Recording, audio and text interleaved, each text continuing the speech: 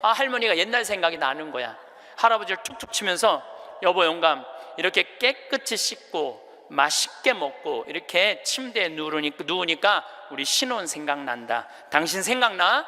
신혼 때 당신 이렇게 냉랭하지 않았어. 당신 신혼 때 잘 때 내 손 꼭 잡아주던 거 생각나 안 나? 딱 그런 거예요.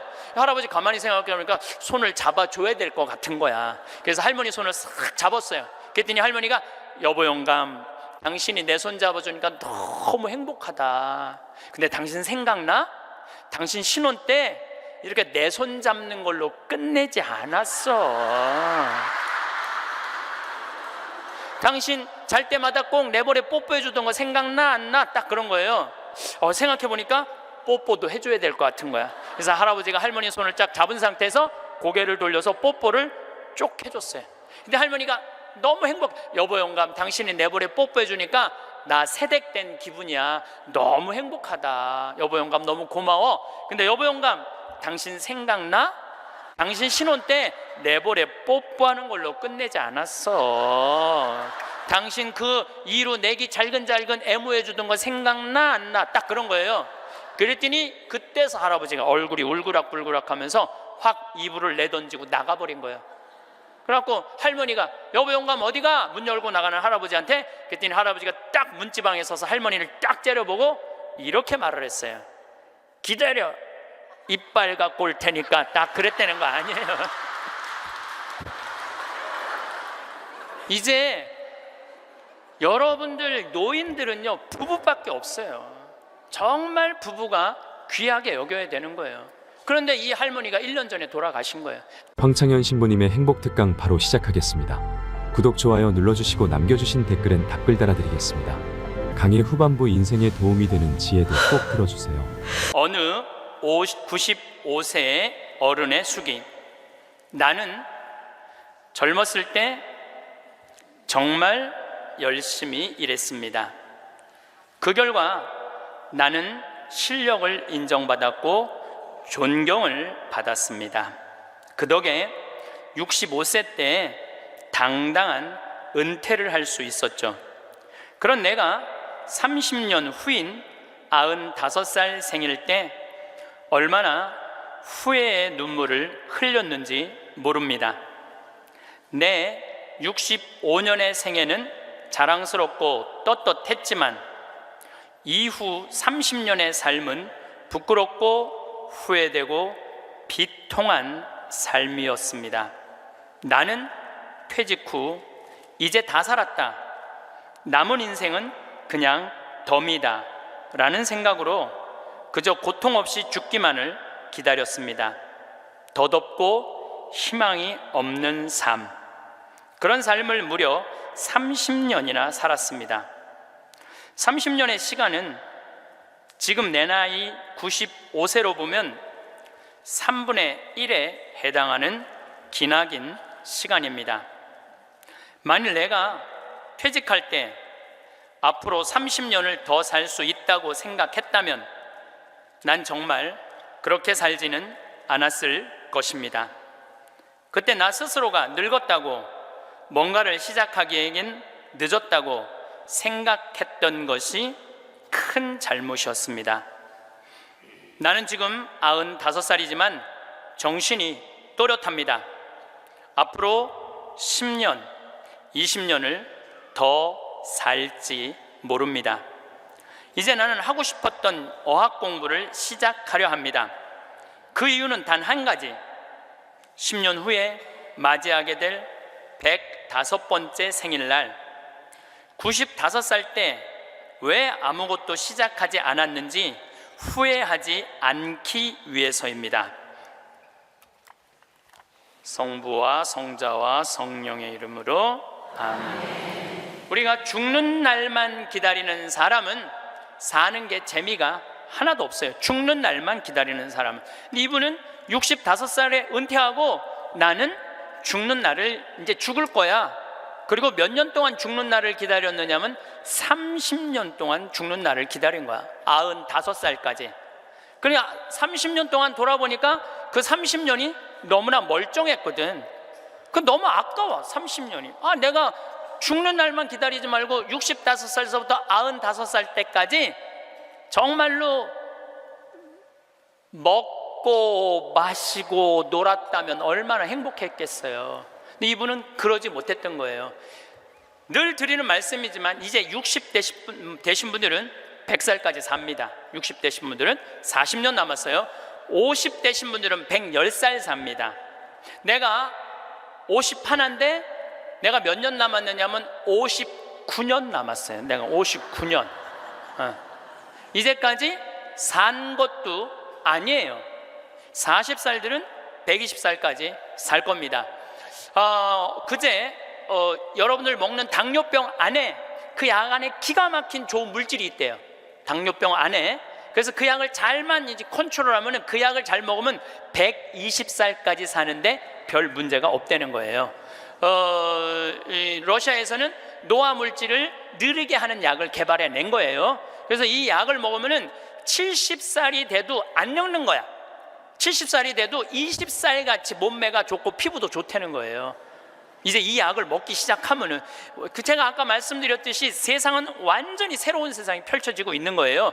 그래서 미래 학자들이 앞으로는 애를 몇 살에 낳는 게 가장 합리적이냐면은 70살에 낳는 게 가장 합리적이라는 거예요. 70살에 애를 낳는 게. 그런데 저는 여기에 전적으로 동의합니다. 여기 지금 7, 80 되신 분들 다 20살에 시집 가셔서 애 낳고 살았을 거예요. 그럼 생각을 해봐요. 20살에 애 낳고 행복한 거냐? 애 한 살 때 행복하고 그 다음부터 자식 때문에 평생 속 새까맣게 끓고 사는 거예요. 여기 있는 분들 말을 안 해서 그렇지 얘기해보면은요, 지금 평생 자식 때문에 속 썩고 사는 분들 많을 거예요. 생각을 해봐요. 내가 100살까지 살면은 20살부터 100살까지 80년 동안 자식 때문에 속 썩고 사는 게 나요? 아니면은 늙음하게 70에 나가고 한 30년 보다가 죽는 게 나요? 어느 게 나요? 어느 게 나요? 늙음하게 자식 보다가 죽는 게 훨씬 나은 거예요. 저는 그래서 70에 애 낳는 게 좋다고 생각이 들어요. 70에 애 낳는 게. 4년 전에 우리나라가 100살 이상이 1,800명이었어요. 여자가 1,700명, 남자가 100명이에요. 100명. 여자들이요 안 죽어요. 여자들이 이상하게. 그런데 작년에 우리나라가 100살 이상이 몇 명이냐면은 15,000명이에요. 15,000명. 이제는 제가 보기엔 총알같이 이제 100살 이상이 50만 명, 100만 명 시대도 온다는 거예요. 100살 이상이. 근데 80살까지는 괜찮아요. 오래는 데도 있고 갈 때도 있고. 근데 80살이 넘으면은 갈 때도 없고 올 때도 없어요. 80살이 넘으면은. 그러니까 80살 넘는 분들 대부분은 어떻게 사느냐 하면은 뒷방에 앉아갖고 하루 종일 앉아있는 거. 뒷방에 앉아갖고. 그럼 뒷방에 하루 종일 앉아있는 분들 웃을 것 같아? 안 웃을 것 같아요? 안 웃어요. 웃을 일이 있어요? 혼자 하하하 하고 뭐 방에서 뭐 하고 그렇게 웃어요? 안 웃어요. 그러니까 하루 종일 한 번도 안 웃는 건 문제도 아니야. 일주일 내내 한 번도 안 웃어. 일주일 내내 한 번도 안 웃는 건 문제도 아니야. 80살에서부터 90살까지 10년 동안 한 번도 안 웃고 사는 할머니들 많아요. 그런 할머니들은 90살 때 보면 얼굴이 어떤 줄 알아요? 이러고 산다니까. 그러면은 80살 넘어서서 웃고 살려면 어떻게 해야 되느냐? 해만 뜨면 집을 나가야 돼요. 해만 뜨면 집을 나가야 돼요. 해만 뜨면 집을 나가서 경복궁을 가든 덕수궁을 가든 창덕궁을 가든 온양온천을 가든 파리를 가든 뉴욕을 가든 이스라엘을 가든 돌아다녀야 돼. 이렇게 돌아다닐 수 있을 때까지 돌아다니는 할머니들은 죽을 때 어떻게 죽는지 알아요? 지쳐서 죽는다니까. 지쳐서. 95살 때쯤에 나는 힘들어서 도저히 못 살겠다, 나는 이제 죽어야 되겠다 라고 지쳐서 죽는다니까. 죽을 땐 지쳐서 죽어야 돼요. 근데 어떤 분이 자기도 미치냐면 자식도 미치게 하는 분이 어떤 분이냐면은 80살에서부터 90살까지 돈 쓰는 거 무서워갖고 한 번도 바깥에 안 나가는 사람들. 이런 사람들은 10년 동안 안 움직이면요 허벅지에 뼈밖에 없어요. 근육이 하나도 없어요. 이분들은 90살에 할 수 있는 일은 딱 한 가지예요. 누워서 똥오줌 싸는 거예요. 90살에 똥오줌을 싸기 시작하면요, 삶의 질은 완전히 바닥으로 떨어지는 거예요. 싸는 본인도 힘들고 치는 자식들도 힘든 거예요. 생각을 해봐요, 여러분들. 90살이 싸는 똥이랑 1살이 싸는 똥이 같아? 이건 달라요. 1살이 싸는 똥은 향이라도 나지, 향이라도 나요. 90살이 싸는 똥은 서로 못 견디는 거예요. 여러분들이 자식한테 줄 수 있는 최고의 선물은 뭔 줄 아세요? 내 발로 마지막까지 화장실 가 주는 게 자식한테 줄 수 있는 마지막 선물이에요. 그러려면 어떻게 해야 돼? 나가야 돼. 무조건 돌아다녀야 돼요. 무슨 돈으로? 집 잡혀서 돌아다녀요. 집 잡혀서 돌아다니세요. 자식한테 물려줄 생각하지 말고. 여러분들이 만약에 70살에 다 살았다고 생각하고 자식들한테 재산을 물려주는 순간, 여러분들은 자식 잃어버리고 재산 잃어버리고 인생 잃어버리는 거예요. 여러분들 70살에 자식들한테 재산 주면은 자식이 계속 찾아오고 용돈 주고 찾아와요, 안 찾아와요? 용돈도 안 주고요, 찾아오지도 않아요. 그래서 이번 10월 2일 날 노인의 날 무슨 법이 발효가 됐느냐면 불효자 방지법이 발의가 됐어요. 불효자 방지법. 불효자 방지법이 뭐냐면은 내가 재산 주고 다 줬는데, 집도 줬는데 자식이 용돈도 안 주고 찾아오지도 않으면은 내가 준 재산, 내가 준 집을 다시 찾아올 수 있는 법 아니에요. 예, 그냥 다시 찾아올 수 있는 거. 넌 용돈도 안 주고 나 책임도 안 지니까 원래 내 자산이니까 내 다시 갖고 올게. 그런데 70살이 넘어서 법원에 다시 재산, 준 재산 찾아오겠다고 법원에 소송 걸 수 있는 할머니들이 몇 명이나 될 것 같아요? 그냥 참고 사는 거예요. 참고, 속은 새카맣게 참고 사는 거야. 그러니까 가만히 보니까 만만한 게 나야, 나. 예, 왜냐하면 저 신부님한테 찾아가면 저 신부님은 나를 받아줄 것 같은 생각이 드는 거지. 그러니까 나한테 70살 넘은 분들이요, 전화해갖고요, 신부님 사정 얘기 다 해요. 나 자식들한테 재산 주고 다 줬는데 자식들 박사 사업하고 잘 사는데 나 찾아오지도 않는다고. 그런데 나 너무 멀쩡하다고, 나 아직도 건강하다고, 나 평창에 갖고 설거지도 할 수 있고 빨래도 할 수 있고 다 할 수 있다는 거예요. 청소도 할 수 있고. 그래서 나 신부님하고 같이 살고 싶다는 그런 분들 많아. 요즘 나하고 살자는 여자가 너무 많아.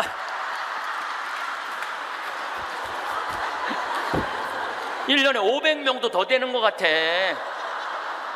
그래서 제가 그 편지들을요, 지금은 다 모아놔요.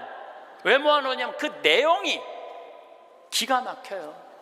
내용이, 내가 신부님 자식을 어떻게 키워서 어떻게 성공시키고 어떻게 재산을 물려줬는데 나한테 이럴 수가 있느냐고 그렇게 구구절절 편지 쓰는 분이 많아요.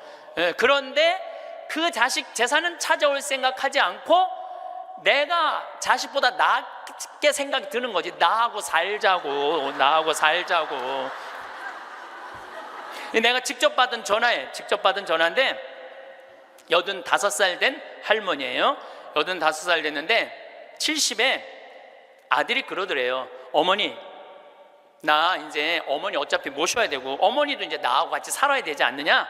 그러니까 나 5천만 원 있고 어머니 3억 있는데 그 돈 나한테 주면은 내가 아파트 분양 받아서 어머니 모시고 살겠다고. 자기는 5천만 원 투자하고 엄마는 3억 투자하고 자기가 모시고 살겠다고. 자기가 들어가서 사는 건데 말은 자기가 모시고 산다고. 근데 이 할머니가 이런 생각이 들었대요. 내가 살면 얼마나 사나? 아들이 아파트 얻겠다는데, 그래서 그 3억을 주고 들어가서 살기 시작했대요. 여러분들, 나이를 먹어서 자식이 내 집에 들어와서 사는 거랑 내가 자식 집에 들어가서 사는 거는 하늘과 땅 차이예요. 하늘과 땅 차이예요. 만약에 자식이 들어와서 사는데 마음에 안 들잖아요? 나가라고 그러면 돼. 근데 만약에 내가 자식하고 같이 살겠다고 합쳤는데 자식이 너무 마음에 안 들어, 며느리가 너무 마음에 안 들어. 그리고 대개 80된 분들은 며느리가 몇 살쯤 되냐면 60살쯤 돼요. 이 60살쯤 되는 며느리는 눈에 뵈는 게 없는 사람들이에요. 그럼 누가 나가야 돼? 80살짜리가 들고 나가야 돼요. 80살짜리가 나가야 돼요. 이게 현실이에요, 현실. 제가 며칠 전에도 들은 얘기예요. 6억을 들고 할머니가 아들 집으로 들어갔대요. 아들 집으로 6억을 들고 들어가든 60억을 들고 들어가든 그건 아무 상관이 없어요. 자식 집에 들어가서 사느냐 안 사느냐, 그게 중요한 거예요. 그런데 6억을 들고 들어갔는데 냉장고에 있는 사과도 마음대로 못 먹겠더라는 거예요. 왜냐하면 이거 혹시 며느리가 손자 주려고 갖다 놓은 거 아닌가. 그래서 전화를 했는데요. 얘야, 나 이거 먹어도 되느냐고. 왜 그러고 사느냐 이거예요. 그냥 혼자 편안하게 6억짜리면 3억짜리 아파트 가고 3억은 은행에다 넣어놓고 한 달에 100만 원만 써도 30년을 먹고 살 수 있는데 왜 그렇게 사느냐 이거예요. 그리고 이제 여러분들의 인생의 주인공은 누구냐면 여러분들이에요. 자식이 여러분들 효도할 수 없어요. 이제는 효도는 할 수 없는 세상이에요. 제가 아주 단언을 합니다. 여러분들 효도는 할 수도 없고 받아 먹을 수도 없는 세상이에요. 생각을 해봐요. 여러분들 110살까지 산다고 생각을 해봐요. 110살 먹은 엄마가 90살 먹은 아들한테 전화해갖고 얘야, 너 왜 나 요즘 안 찾아와? 그러면은 90살 먹은 아들이 당황스러울 거예요. 엄마 아직도 안 죽은 건가? 죽었는지 안 죽었는지 지금 헷갈리는데, 가끔씩 엄마가 전화해갖고 너 왜 나 안 찾아오냐면 아들이 90살 먹은 아들이 당황스러울 것 같아요, 안 당황스러울 것 같아요? 살았는지 죽었는지도 몰라요. 90살 된 아들은. 막말로 여기 계신 분들 지금 8, 90 된 어머니 하루에 몇 번 생각해요? 떨어져 살면은 일주일에 한 번도 생각 안 할 때도 많을 거예요. 일주일에 한 번도. 근데 엄마는 오로지 자식만 생각하는 거야. 왜? 자기 인생을 살 줄 몰라서 그러는 거예요. 자아실현이 뭔지 몰라서 그런 거예요. 자아실현. 자기 인생을 산 사람은 자식이 있든 없든, 자식이 찾아오든 안 찾아오든 아무 상관없이 자기 인생을 살아요. 근데 자기의 삶이 없는 사람은 오로지 자식만 쳐다보고 110살 때도 90살 먹은 아들한테 너 왜 나 안 찾아와? 나 너밖에 없는데. 그럼 아들이 엄마가 지금 죽었다가 살아난 건지 살았다가 죽은 건지 이거 헷갈린다니까요, 아들이. 이제는 효도는 없는 시대예요. 효도는 없는 시대예요. 그러니까 이제 85된 분이 70살 때 들어가서 아들하고 살기 시작했대요. 근데 75이 돼도 안 죽고 80이 돼도 안 죽더래. 근데 나이를 먹으면 먹을수록 여러분들 돈이 더 필요해요. 돈이 더 필요해. 나이를 먹으면 먹을수록. 그래갖고 83살에 아들한테 500만 원만 달라고 그랬대요. 왜냐하면 3억을 줬으니까 500만 원을 달라고 그럴 자격이 있는 거죠. 근데 그때부터 아들이 2년 동안 말을 안 하더래요. 말을 안 하더래요. 저는 아들 편이에요. 생각을 해봐요, 여러분들. 이 아들은 엄마하고만 살아요? 60살 된 며느리하고 사는 거예요. 며느리가, 아내가 맨날 뭐라고 그럴 것 같아? 나 저 시어머니하고 사는 거 지겨워. 당신 택해. 엄마야, 나야. 맨날 그래도 모시고 살아야지 어떻게 해?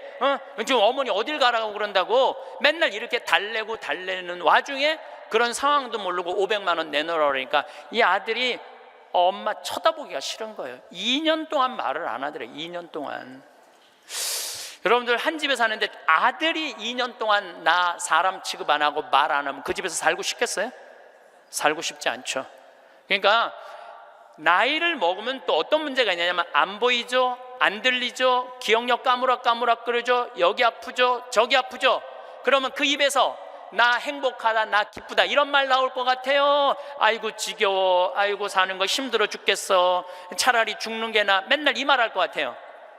좋은 소리도 여러 번 들으면 짜증나는데 지겹다, 죽겠다, 섭섭하다는 소리 10년 이상 들으면요 정말로 죽고 싶을 만큼 힘든 거예요.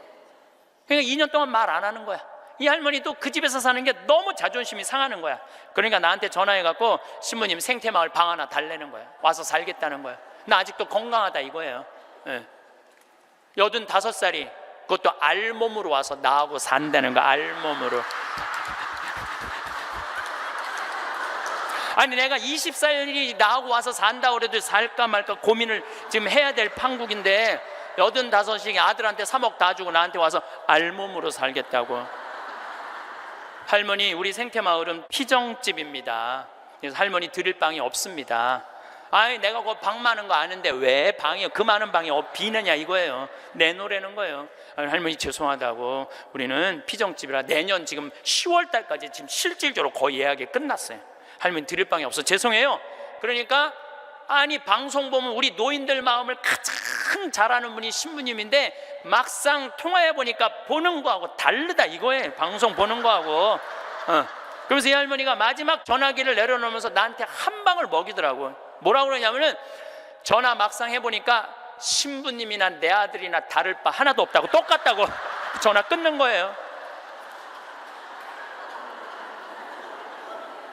그러니까 이 할머니는 정말로 어디다 마음 둘 데가 단 한 군데도 없죠. 만약에 이 할머니가 3억을 그대로 가지고 있었다면 그 서름 안 받았을 거예요.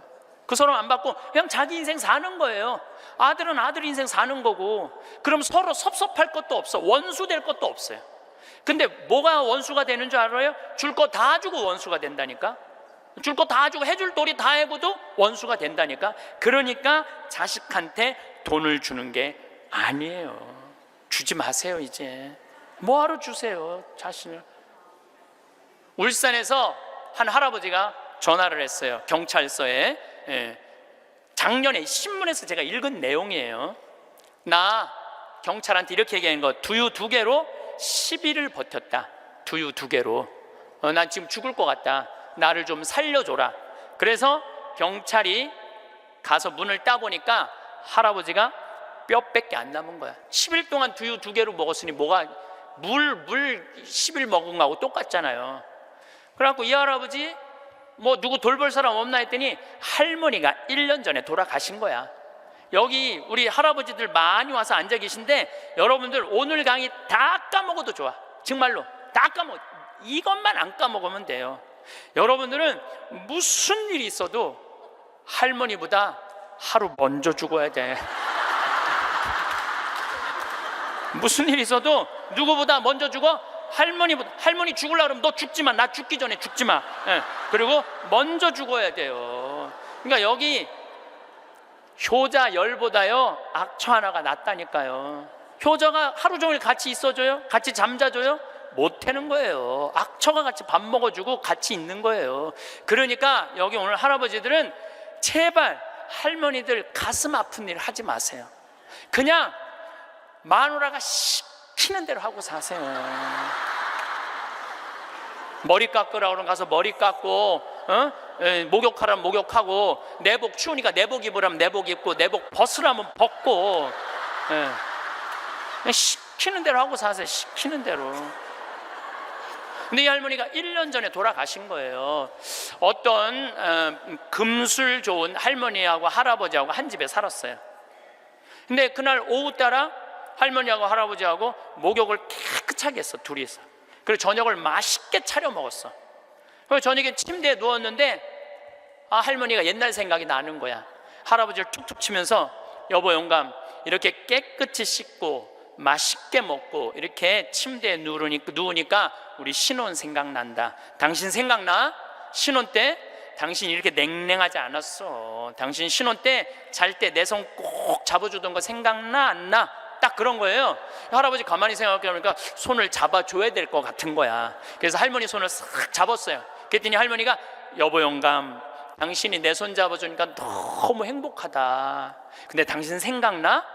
당신 신혼 때 이렇게 내 손 잡는 걸로 끝내지 않았어. 당신 잘 때마다 꼭 내버려 뽀뽀해 주던 거 생각나 안 나? 딱 그런 거예요. 생각해 보니까 뽀뽀도 해줘야 될 것 같은 거야. 그래서 할아버지가 할머니 손을 쫙 잡은 상태에서 고개를 돌려서 뽀뽀를 쭉 해줬어요. 근데 할머니가 너무 여보 영감, 당신이 내버려 뽀뽀해 주니까 나 세댁된 기분이야. 너무 행복하다. 여보 영감 너무 고마워. 근데 여보 영감, 당신 생각나? 당신 신혼 때 내버려 뽀뽀하는 걸로 끝내지 않았어. 당신 그 이루 내기 잘근잘근 애무해 주던 거 생각나 안 나? 딱 그런 거예요. 그랬더니 그때서 할아버지가 얼굴이 울그락불그락 하면서 확 이불을 내던지고 나가버린 거예요. 그래갖고 할머니가, 여보 영감 어디가? 문 열고 나가는 할아버지한테. 그랬더니 할아버지가 딱 문지방에 서서 할머니를 딱 째려보고 이렇게 말을 했어요. 기다려, 이빨 갖고 올 테니까. 딱 그랬다는 거 아니에요. 이제 여러분들 노인들은요, 부부밖에 없어요. 정말 부부가 귀하게 여겨야 되는 거예요. 그런데 이 할머니가 1년 전에 돌아가신 거예요. 딸은 하나 있는데 교통사고 나고 인사불성이 된 거예요. 딸은 인사불성이 된 거예요. 누구 돌볼 사람 없나 했더니 이 할아버지 3층짜리 빌딩을 갖고 있었던 할아버지야. 3층짜리 빌딩을 갖고 있고 그 옆에 4평을 달아서 거기서 폐지를 모으고 살았던 거예요. 거기서 월세도 나오는데 이 할아버지는 버는 법은 배웠는데 쓰는 법을 못 배운 할아버지예요. 쓰는 법을 못 배운 할아버지. 여기 계신 분들도 많습니다. 예, 많아요. 정말로 개처럼 벌어서 짐승같이 써야 되는데 개처럼 벌어서 개처럼 쓰는 사람들 많아요. 제대로 돈의 가치답게 쓰지 못한 분들 너무너무 많아요. 많은 경우 여러분들 폐지 줍고 다니는 분들 많죠. 할머니 할아버지 그런 분들 중에 대개 자식들한테 몇 천만 원 몇 억씩 다 주고 자기는 폐지 줍고 다니는 사람들 많아요. 실질적으로 그러시지 마세요. 내가 행복해야 돼요. 내가 행복한 게 자식 도와주는 거예요. 그래서 제가 여러분들한테 보너스 하나 꼭 하시라고, 돈 안 들고도 할 수 있는 보너스. 내년 뭐 나중에 얘기지만은 내년 3월 25일부터 4월 20일 사이에 여기 해화동 서울대학병원에 가세요. 서울대학병원에 가면은 그 꼭대기 층에 식당이 하나 있어요. 그 식당에 가서 비싼 거 시키지 마세요. 쟁반짜장도 팔더라고요. 그럼 3명이 갖고 쟁반짜장 15,000원짜리 시키면은 셋이서 충분히 먹어. 거기서 한 11시 반쯤에 가세요. 괜히 12시 막 그 의사들 막 직원들 올라올 때 그때 가서 먹지 말고 미리 한 11시 반쯤에 가서 거기 가서 쟁반짜장을 드세요. 왜 거기서 쟁반짜장을 먹으라고 말씀드리느냐 하면은 거기서 보이는 경치가 경복궁, 창덕궁, 창경궁, 비원, 청와대까지 다 보이는데 막 새순이 막 돋아날 때 그 경치가요 너무 멋있어요. 나도 서울대병원에 이제 1년에 한 번씩 강의를 가는데 거기서 식사 대접을 받았는데 거기서 밥을 먹는데 이렇게 내려다 보니까요 조선 27대 왕 부럽지 않더라고요. 거기서 아니 어떤 왕이 거기서 내려다보고 왕궁을 내려다보고 밥을 먹는 사람이 어디 있어. 꼭 기억하셨다가 내년에는 돈 드는 게 아니야. 그냥 전철 타고 가서 그냥 들고 올라가서 몸빼바지 입지 말고 그날은 좀 럭셔리하게 입고, 예, 그날은 좀 럭셔리하게 입고 내려다 보세요. 얼마나 아름다운가. 조선의 왕궁이 얼마나 멋있는가. 돈 안 들고도 볼 수 있는가. 정말 그런 데가 없어 세상에. 그런 데 가세요. 그리고 우리나라는 그렇게 멋있는 데가 너무 많아요. 너무 많아요. 돈 많이 안 들고도 하루에 그저 5,000원, 10,000원만 들고 여기 춘천 그 막 벚꽃 필 때 전철 타고 춘천만 갔다 와도 얼마나 멋있어요. 나중에 하지 말고 제발 무슨 돈으로 집 잡혀서 나중에 하지 말고 제발 그렇게 좀 다녀오세요. 저는 이번에 남이섬을 2번을 갔다 왔어요. 남이섬을 2번을 갔다 왔는데 정말 멋있더라고요. 여러분들 내년 봄에 남이섬은 도시락 싸갖고 가도 되더라고. 도시락 이렇게 싸서 뭐 김밥 이렇게 싸갖고 마음 맞는 친구들이랑 갔다가 오세요. 매일 그렇게 다니세요. 그렇게 다녀봤자 하루에 뭐 5,000원, 10,000원밖에 안 돼. 신부님 그렇게 다 썼는데 그때도 안 죽으면 어떻게 해요? 걱정하지 마세요. 돈 다 썼는데도 그때도 안 죽으면 국가에서 용돈 20만 2,600원 나온다. 걱정하지 마세요. 그거 받아 쓰면 되죠. 뭘 걱정을 해요? 빚만 안 지면 돼. 근데 빚지는 것도 가만히 보면 나이 먹어서 빚지는 것도 본인이 빚지는 게 아니에요. 다 욕심 때문에 빚지는 거야. 자식 때문에 빚지는 거야. 얼마 전에도 할머니 할아버지들이 뭐 어디 해갖고 뭐 1,700억인가 다 사기로 날린 사람들, 사기만 안 당하면 돼요. 사기 당하는 이유도 여러분들이 다 욕심 때문에 당하는 거. 늙어서 무슨 투자를 해? 그냥 쓰다가 저기 또 돈 떨어지면 국가에서 나오면 되지. 인터넷에 이런 모임도 있대요. 쓰주캐도 있대. 쓰주캐. 쓰다가 죽자. 이런 무슨 투자를 해. 괜히 쓸데없이 조이팔한테 투자해갖고 돈 날리고 그러지 마시고 그냥 맛있는 거 먹고 경치 좋은 데 다니고 그렇게 쓰세요. 제가 10년 전에 53,000원 나올 때 여러분들한테 이렇게 얘기했어요. 앞으로 20만 원 받는 시대가 올 겁니다. 이제 20만 원 나왔죠? 제가 또 말씀드릴게요. 앞으로 10년 후에 여러분들 60만 원에서 70만 원 나와요. 왜? 우리나라하고 경제가 비슷한 나라들은 다 지금 노인연금이 60에서 70만 원 정도 다 나와요. 우리나라하고 경제가 비슷한 나라들은. 우리나라만 안 하고 있는 거예요. 우리나라만 노인들한테도 안 하고 경찰한테도 안 하고 뭐 청소하는 사람들 아주 돈 안 주는 거지. 이거 다 올라와야 돼. 그리고 지금 기업에 있는 돈들 다 내는 세금으로 뺏어갖고 그 돈 힘든 사람들한테 다 나눠줘야지 선진국으로 가요. 선진국으로 가는 길은 그 길밖에 없어요.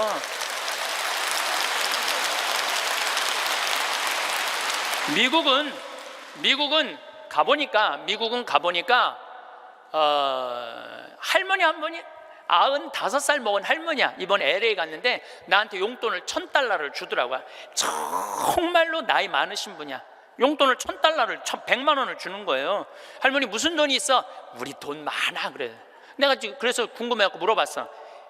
미국의 할머니들은 한 달에 돈 하나도 없는 분들 연금이 얼마 나오냐면 $800가 나와요. $800면 우리나라 돈으로 85만 원이 나와요. 85만 원. 그런데 85만 원뿐만 아니라 집도 없어 이런 분들은 그러면 아파트 월세까지 다 나와요. 시골은 $200, 도시는 $300 하거든 월세가. 그것까지 다 나오는 거니까 한 달에 100만 원 정도가 나오는 거야. 근데 만약에 이 할머니가 한 달에 100만 원을 줬는데 1년 연말 결산을 해봤는데 100만 원을 다 안 썼어. 50만 원밖에 안 썼어. 그러면은 이 할머니는 돈이 있던가 돈이 필요 없던가 하는 할머니라고. 그 다음에는 연금을 40만 원밖에 안 줘요. 그래서 미국에 다녀보면 할머니들이요 그 돈 쓰려고 얼마나 돌아다니는지 몰라요. 그러니까 쓰주캐가 생기는 거야. 쓰다 죽자. 그냥 나한테 용돈도 $1,000씩 주는 거지. 내가 그 할머니한테 5년 전에도 나한테 만나서 그랬대요. 그래서 할머니 손을 잡고 할머니 내가 한 5년 후에 여기 또 올 것 같은데 그때 또 봐요. 그랬더니 그때는 좀 생각을 해봐야 될 것 같아 그러시더라고요. 100살 때는 생각을 해봐야 되겠다 이거죠. $30,000가 통장에 넘었으면요 연금을 안 줘요. 미국도. 그러니까 자기 통장에 3천만 원 밑으로 자꾸 만드는 거예요. 쓰라는 거예요. 근데 우리나라도 그렇게 갑니다. 분명히 그렇게 가요. 그리고 우리나라가 부정적인 요소도 많지만은 제 판단에는 앞으로 전 세계에서 가장 발전한 나라 중에 하나예요. 우리나라가. 그러니까 걱정하지 마세요. 예수님이 걱정하지 말라고 해도 뭘 이렇게 쓸데없는 걱정을 많이 하고 그래.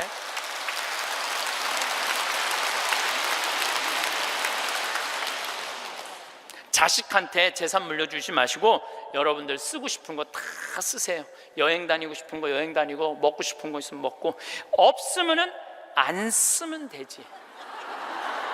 없으면 안 쓰면 돼요. 근데 있는데도 못 쓰는 사람들한테 하는 얘기예요. 있는데도 못 쓰는 분들한테 하는 얘기예요. 이제는 부모 자식 사이에 효도는 없어요. 아까도 말씀드렸지만 사랑밖에 없어요. 사랑만 남는 거예요. 부모 자식이 어렸을 때 얼마나 사랑했느냐 사랑하지 않느냐에 따라서 늙어서 자식이 찾아오느냐 찾아오지 않느냐가 결정되는 거예요. 나는 우리 어머니 아버지를 참 잘 만났어요. 참 좋은 어머니 좋은 아버지. 그 중에 어머니보다는 아버지를 잘 만난 것 같아요. 아버지를 뭐 어머니도 좋지만 아버지는 그거보다 훨씬 좋아요. 훨씬. 난 어렸을 때 아버지하고 매일 미꾸라지 잡으러 다니고 메뚜기 잡으러 다니고 도토리 밤 주스로 다녔던 기억이 참 많아요. 그리고 시험만 우리는 시험 못 봤다고 혼났던 적이 한 번도 없어.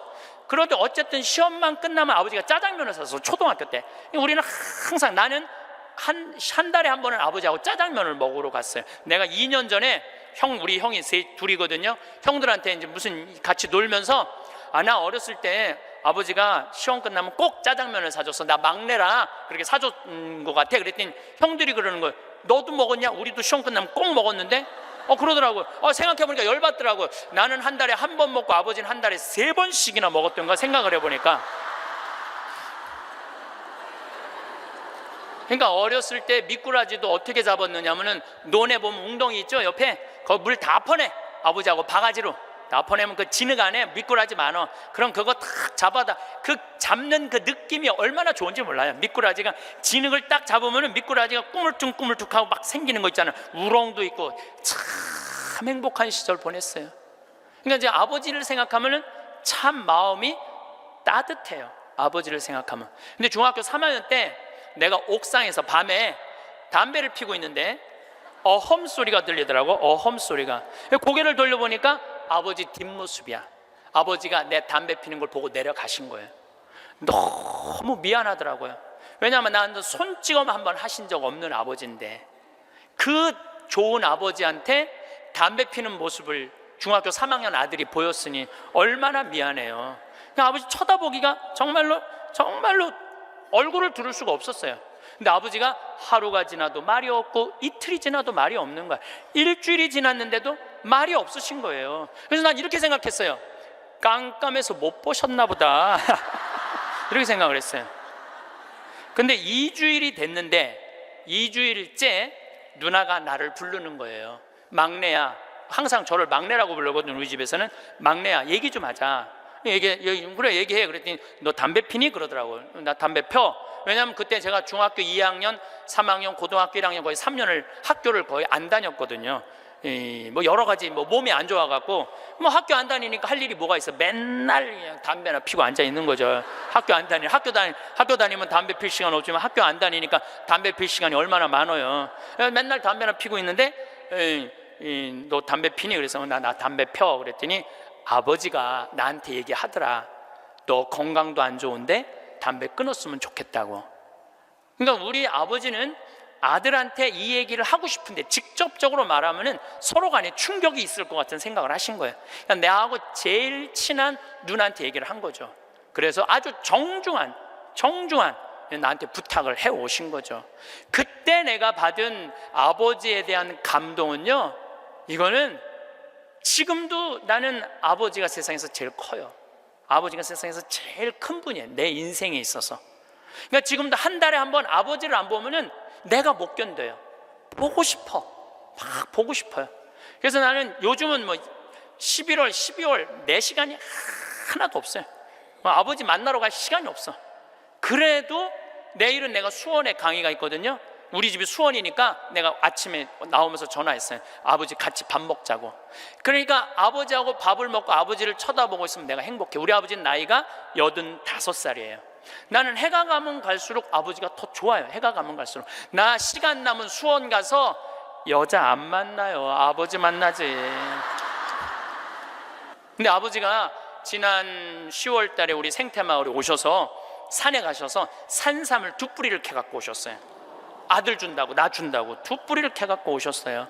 그런데 그런 거조차도 나는 오랫동안 기억에 남을 거예요. 우리 아버지는 지금 산에 가갖고 바위 틈에 그 꽃을, 산삼 그거를 잎을 보셔갖고 그걸 캐갖고 이 손마디보다 약간 두꺼운 걸 2개를 캐갖고 오셨는데, 지금도 나는 아버지가 90살이 되든 95살이 되든 100살이 되든 아버지를 보고 싶은 마음은 변함이 없을 거라고 생각을 해요. 아버지를 보고 싶은 마음은. 왜냐하면 너무너무 사랑하니까. 앞으로는 여러분들 앞으로 펼쳐질 세상에 여러분들 자식한테 효도해라, 나 찾아와라 이런다고 자식이 찾아올 것 같아. 지금 부모 안 찾아가는 자식이 650만 명 중에 125만 명이 부모 안 찾아가요. 추억이 있어야지. 먹고 먹고 마시고 놀았던 기억이 있어야지. 늙은 아버지하고 먹고 마시고 노는 거예요. 성서 잘 묵상해 보세요. 내가 이거 첫째 시간, 이게 6강인데 첫째 시간에 먹고 마시고 노는 일이 얼마나 중요한지 아주 잘 설명을 해놨어요. 여러분들 그걸 한번 보세요. 예수님이야말로 우리를 진정으로 사랑하는 우리 진정한 왕이야. 정말 왕이 백성이랑 먹고 마시고 놀잖아요. 그럼 백성의 속마음을 다 알아요. 백성을 위로할 수 있는 거예요. 그러니까 우리의 왕이야말로, 요즘 대림절 지내시죠?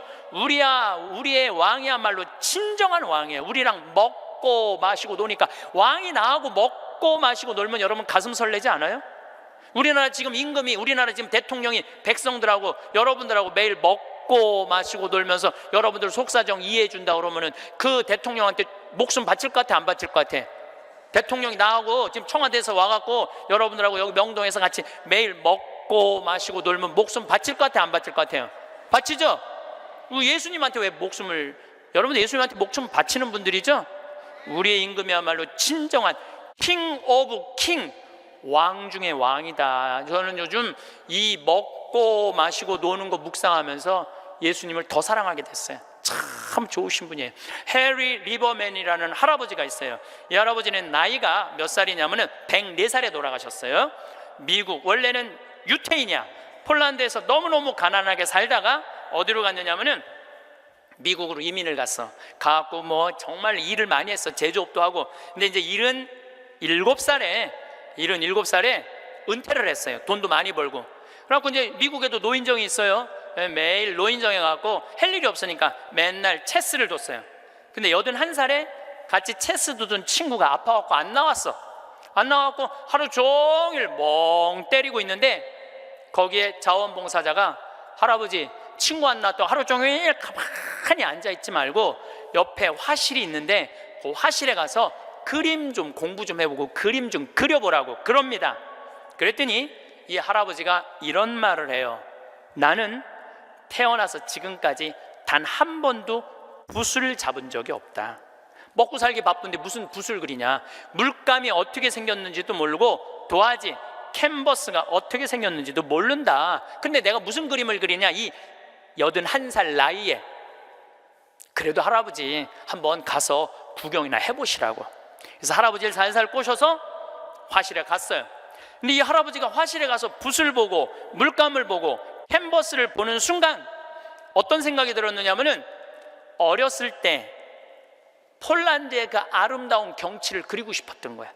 그래서 붓을 들어 그림을 그리기 시작을 했어요. 근데 이 할아버지가 색깔을 조합하고 그림을 그리는데 프랑스의 샤갈이라는 화가보다도 그림을 더 잘 그리는 거야. 그래서 이 할아버지 별명이 미국의 샤갈이에요. 그래서 이 할아버지가 뭐 배울 것도 없어. 기본적인 몇 가지만 하고부터 전시회를 했는데 101살까지 전시회를 해요. 근데 101살까지 전시회를 하는데 나이 먹으면 보통 전시회하면은 동네에서 그런 식으로 하잖아요. 근데 이 할아버지는 그런 전시회가 아니야. 그런 전시회가 아니라 어떤 전시회냐면 미국의 모든 미술관이 와서 이 할아버지 그림을 소장하고 싶어서 경매를 할 정도로 유명한 전시회를 해요. 101살 때 20일에 전시회를 할 때 기자 400명이 모였대요. 기자들이 물어봤대요. 할아버지한테, 할아버지 어떻게 이렇게 20일에 걸쳐서 이 세계적인 그림을 그릴 수 있느냐고. 할아버지 대단하다고. 그랬더니 이 해리 리버맨이라는 할아버지가 이런 말을 해요. 나는 내 그림이 유명한지 안 유명한지 난 잘 모르겠다. 근데 나는 81살부터 101살까지 내 인생은 가장 찬란하고 가장 행복했다. 내가 이렇게 그림을 그리면서 내 101살까지 살 수 있었던 것은 내 인생의 최대의 축복이다. 그리고 이 할아버지는 104살에 세상을 떠나세요. 여기 계신 모든 분들 지금 안에 재능이 있을 것 같아요, 없을 것 같아요? 재능이 있어요. 지금 60, 70, 80 되신 분들도 재능이 다 있으세요. 오늘 아침에 잠깐 보니까 할머니들이 시집도 냈던데, 이 한글 배워갖고 시집도 냈어요. 그런데 참 내가 보기에는 그분들 대단한 분들이에요. 뭔가를 나이를 먹어도 77살에 시금치네라는 시를 썼는데 참 멋있더라고요. 여기 계신 여러분들도 지금 안에 다 있어요. 다 있으니까 난 다 살았다, 죽을 날만 기다린다, 제발 이러지 마세요. 또 나중에 할 생각도 하지 말고, 언제 해? 지금 하세요. 지금 책도 사서 읽고 글도 쓰고, 저는 문인 등단하고 이번엔 펜팔 회원이 됐어요. 글 쓰는 펜팔 회원이 됐어요. 너무너무 재밌어요. 글 쓴다는 게, 그 펜팔, 내 국제 펜팔 회원이 된 이유는 그 펜팔 회에는 되게 노벨상 받은 사람을 초대해서 강의를 들어요. 그런 강의를 듣고 싶어서 내가 회원 거기 심사해 해갖고 통과가 돼갖고 했는데, 정말 저도 나이를 먹었고 글 공부를 하면서 하루하루가 너무너무 신이 나는 거예요. 여러분들도 사는 것처럼 사세요. 제발 자식들한테 전화하고 그러지 말고, 그것도 110살에 전화해갖고 너 왜 나 안 찾아오냐 이러지 마시고, 여러분들의 인생을 사시기를 바라겠습니다. 마침 기도로 제가 자식들하고도 가장 중요한 건 사랑입니다. 사랑에 관련된 성서 구절로 마침 기도를 바치겠습니다. 성부와 성자와 성령의 이름으로 내가 인간의 여러 언어와 천사의 언어로 말한다 하여도 나에게 사랑이 없으면 나는 요란한 징이나 소란한 꽹과리에 지나지 않습니다.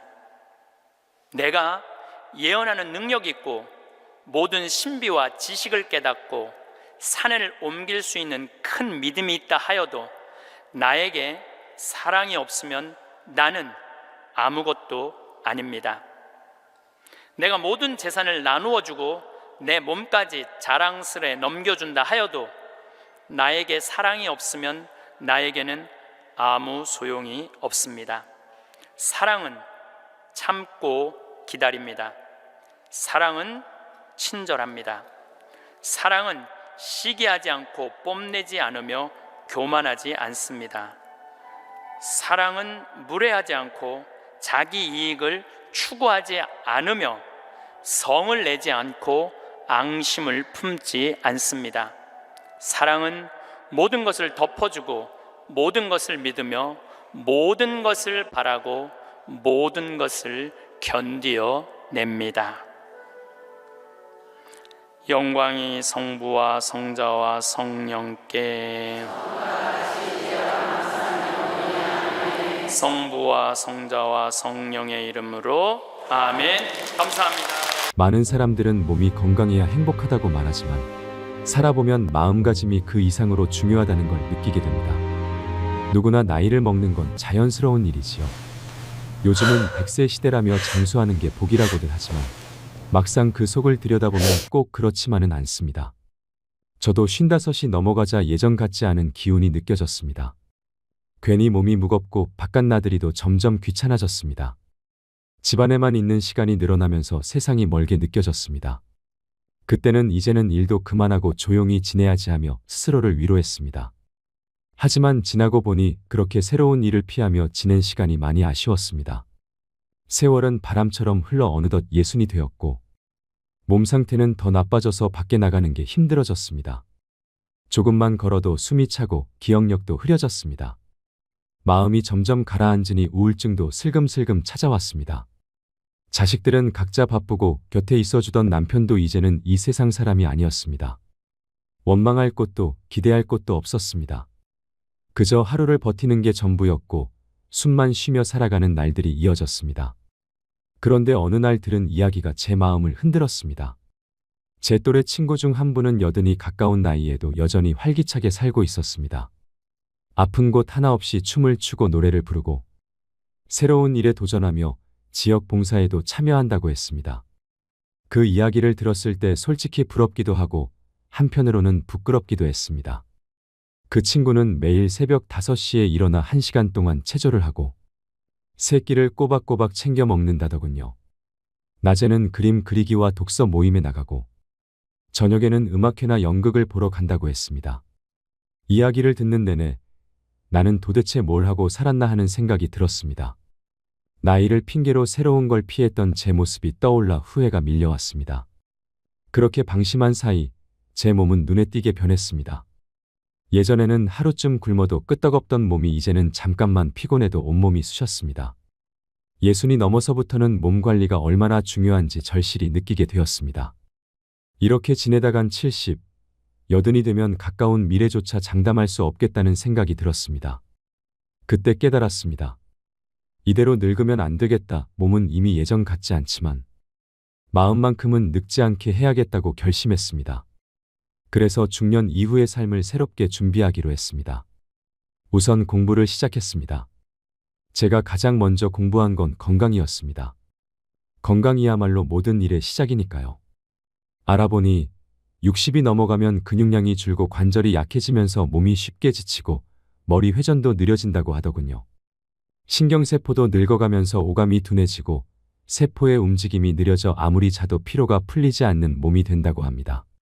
이걸 미리 알았더라면 얼마나 좋았을까. 뒤늦은 후회가 밀려왔습니다. 80이 되면 회복이 잘 되지 않기 때문에 그 전에 반드시 관리가 필요하다는 걸 그제서야 깨달았습니다. 그래서 저는 주변 사람들에게 늘 말합니다. 80 이전, 늦어도 이름부터는 관리하셔야 합니다. 그렇지 않으면 노년의 생활은 정말로 고통의 연속이 될 수 있습니다. 그렇다면 다가오는 노년을 준비하려면 무엇부터 해야 할까요? 제가 직접 경험하며 깨달은 젊게 사는 8가지 비결을 말씀드리겠습니다. 첫 번째는 정기적인 건강검진입니다. 건강은 알고 관리해야 지킬 수 있습니다. 귀찮다고 미루면 병은 이미 진행되어 버립니다. 매년 혈압과 콜레스테롤, 혈당을 꼭 확인하고 필요하다면 위내시경이나 대장내시경, 뼈 건강검사도 함께 받아보세요. 저는 예전엔 그런 걸 귀찮아했는데 한번 큰 병을 겪고 나니 생각이 완전히 달라졌습니다. 병은 조기에 발견하면 고칠 수 있지만 늦으면 평생 후회만 남습니다. 두 번째는 담배와 술입니다. 담배는 백해무익이라는 말이 정말 맞습니다. 폐와 심장을 망가뜨리고 주름을 늘리고 목소리까지 변하게 합니다. 술도 마찬가지입니다. 하루 한두 잔이 괜찮다고들 하지만 나이가 들면 간이 그걸 감당하지 못합니다. 그래서 저는 이제 술 대신 따뜻한 차를 마십니다. 수분을 보충하면서 마음도 안정되더군요. 셋째, 운동입니다.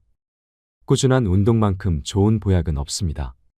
하루 30분이라도 걷는 습관을 들이세요.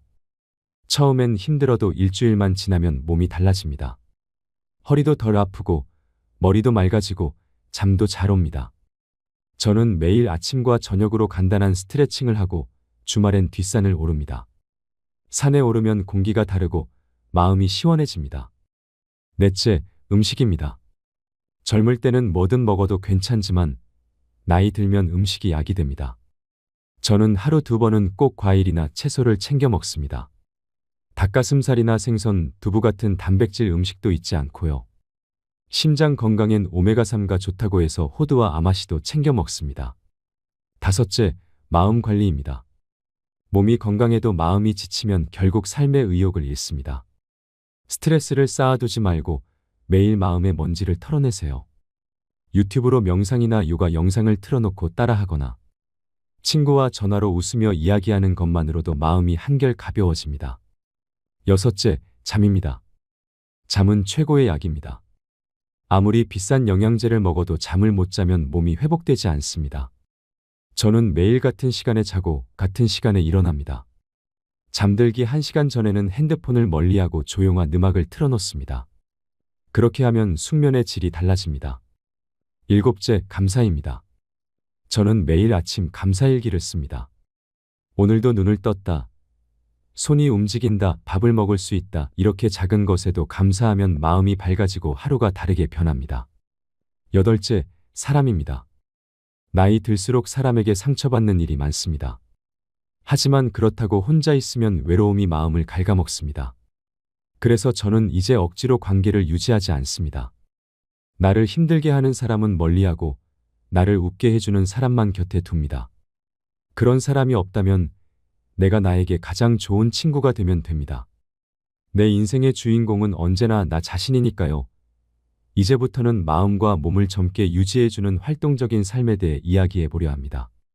사람은 혼자 있을 때보다 누군가와 어울릴 때 훨씬 더 건강해집니다. 사회활동을 하면 정신이 맑아지고 감정이 안정되며 삶의 만족감이 높아집니다. 사람들과 만나 이야기를 나누고 웃다 보면 어느새 우울감이 사라지고 마음의 생기가 돌아옵니다. 그래서 저는 일주일에 한두 번이라도 모임에 나가려고 노력합니다. 가까운 마을회관이나 문화센터에서 하는 프로그램도 좋고 취미 동호회나 봉사활동도 좋습니다. 이런 모임에 참여하면 세상과 다시 연결되는 느낌을 받습니다. 사람들과의 관계가 다시 살아나면 삶의 목적과 의미도 함께 되살아납니다. 여행도 큰 힘이 됩니다.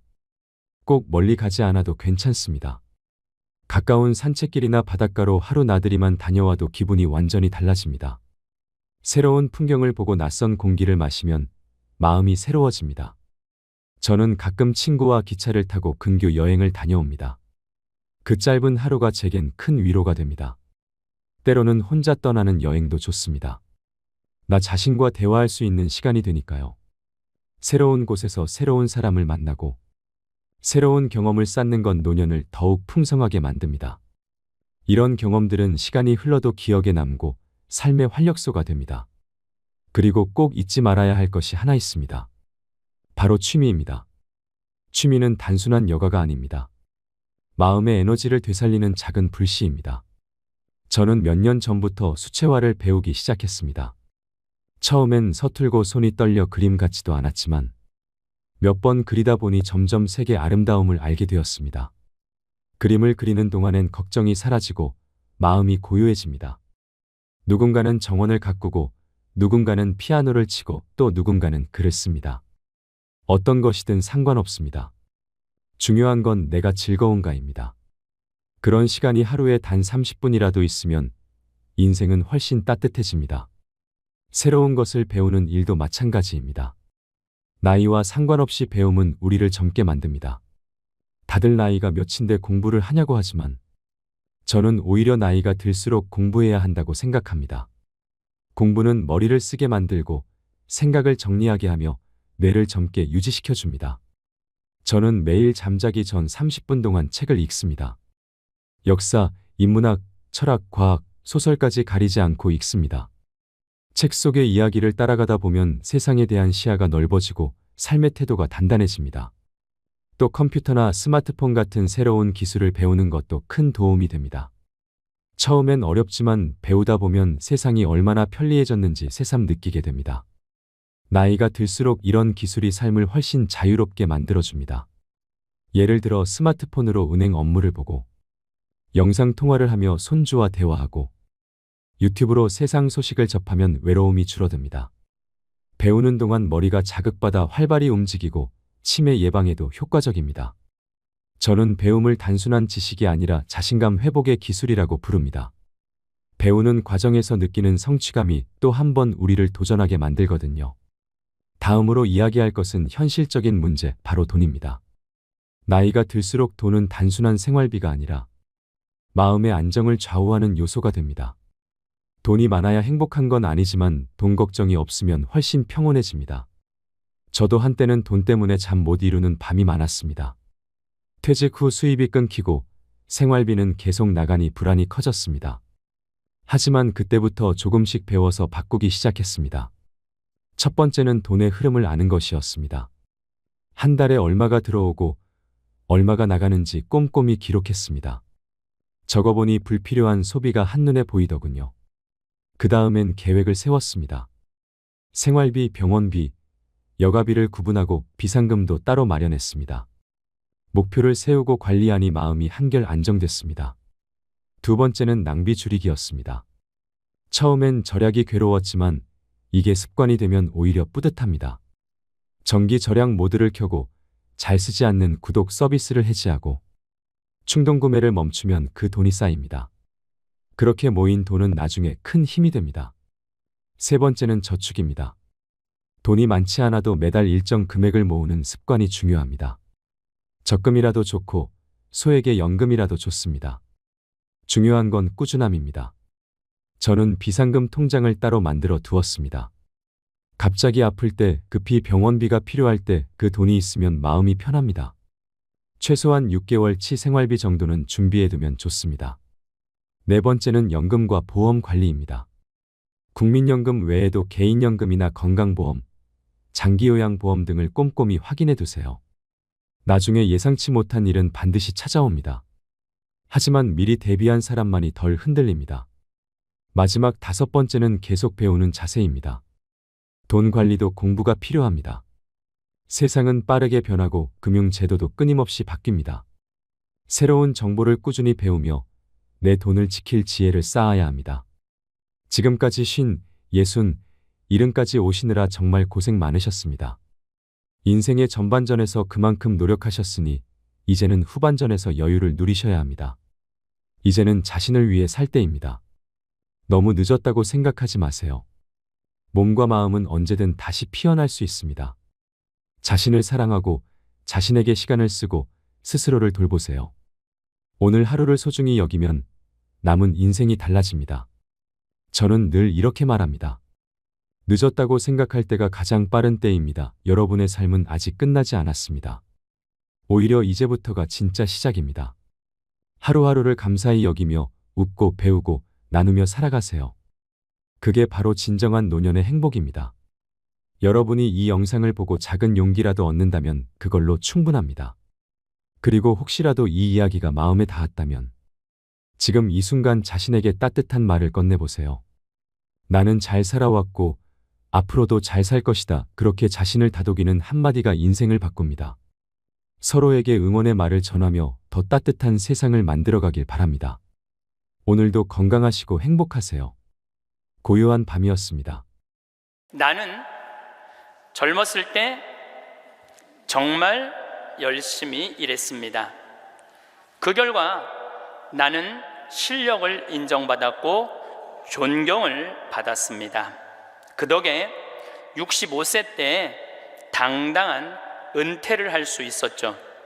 그런 내가 30년 후인 95살 생일 때 얼마나 후회의 눈물을 흘렸는지 모릅니다.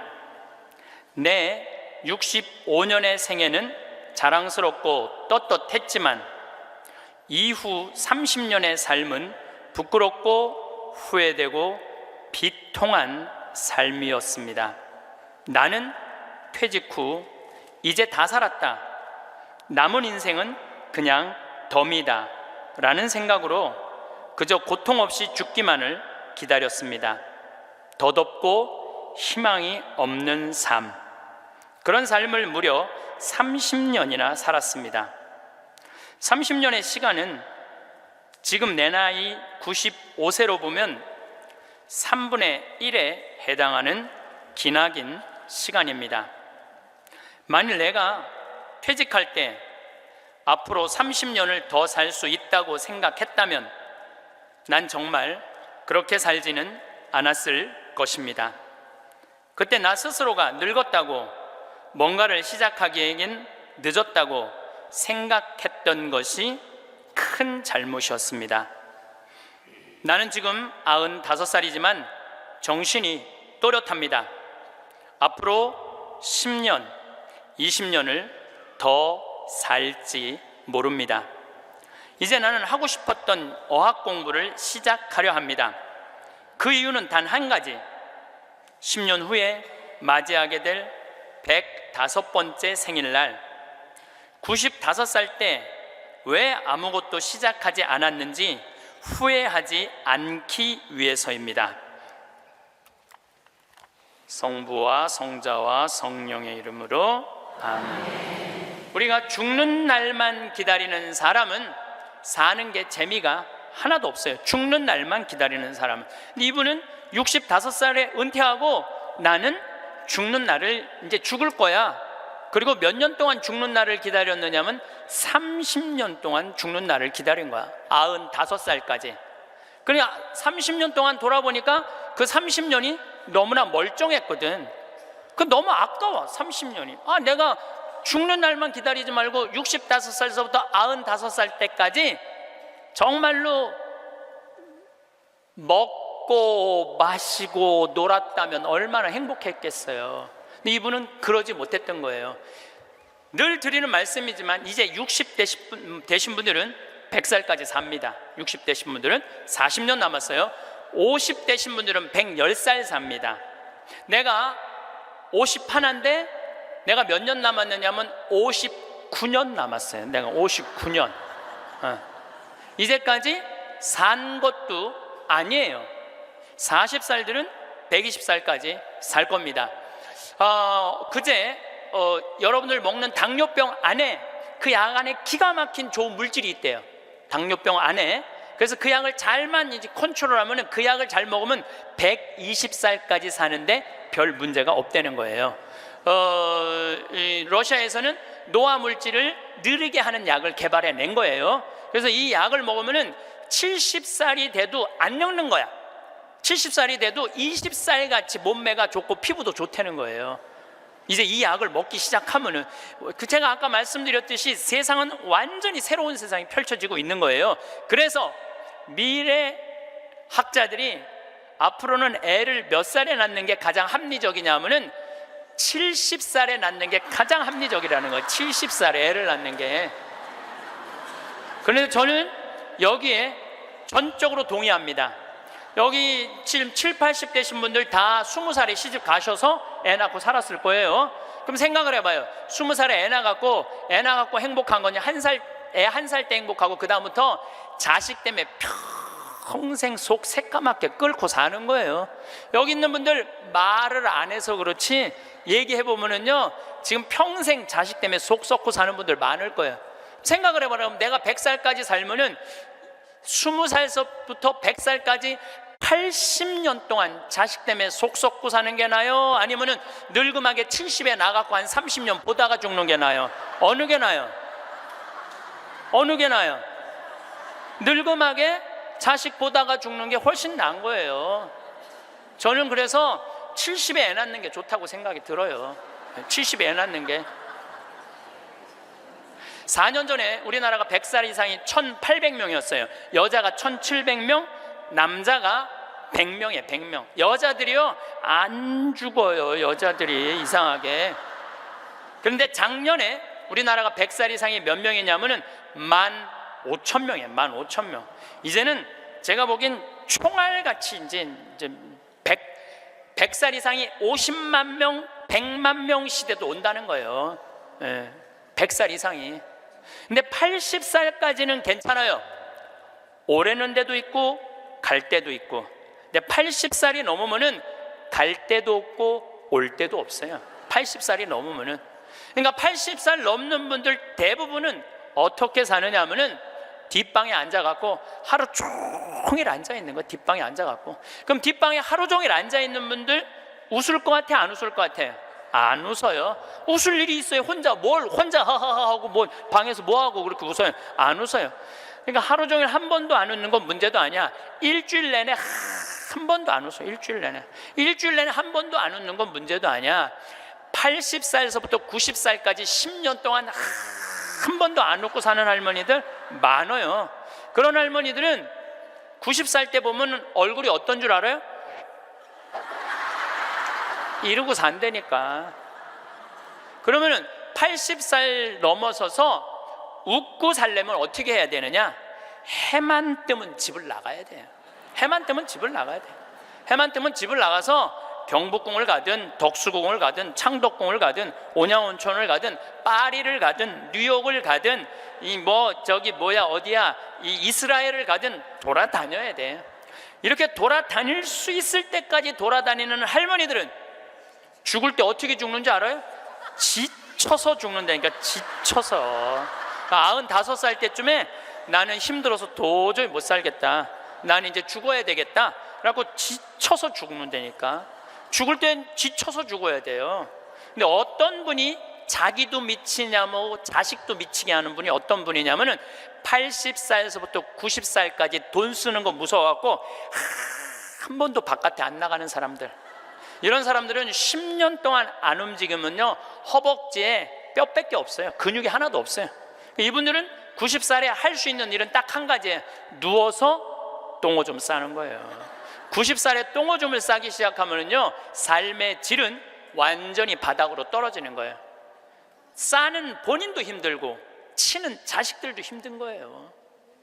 생각을 해봐요. 여러분들 90살이 싸는 똥이랑 1살이 싸는 똥이 같아? 이건 달라요. 한 살이 싸는 똥은 향이라도 나지. 향이라도 나요. 90살이 싸는 똥은 서로 못 견디는 거예요. 여러분들이 자식한테 줄 수 있는 최고의 선물은 뭔 줄 아세요? 내 발로 마지막까지 화장실 가 주는 게 자식한테 줄 수 있는 마지막 선물이에요. 그러려면 어떻게 해야 돼? 나가야 돼. 무조건 돌아다녀야 돼요. 무슨 돈으로? 집 잡혀서 돌아다녀요. 집 잡혀서 돌아다니세요. 자식한테 물려줄 생각하지 말고. 여러분들이 만약에 70살에 다 살았다고 생각하고 자식들한테 재산을 물려주는 순간 여러분들은 자식 잃어버리고 재산 잃어버리고 인생 잃어버리는 거예요. 여러분들 70살에 자식들한테 재산 주면은 자식이 계속 찾아오고 용돈 주고 찾아와요, 안 찾아와요? 용돈도 안 주고요, 찾아오지도 않아요. 그래서 이번 10월 2일 날 노인의 날 무슨 법이 발효가 됐느냐면 불효자 방지법이 발의가 됐어요. 불효자 방지법. 불효자 방지법이 뭐냐면은 내가 재산 주고 다 줬는데, 집도 줬는데 자식이 용돈도 안 주고 찾아오지도 않으면은 내가 준 재산, 내가 준 집을 다시 찾아올 수 있는 법 아니에요.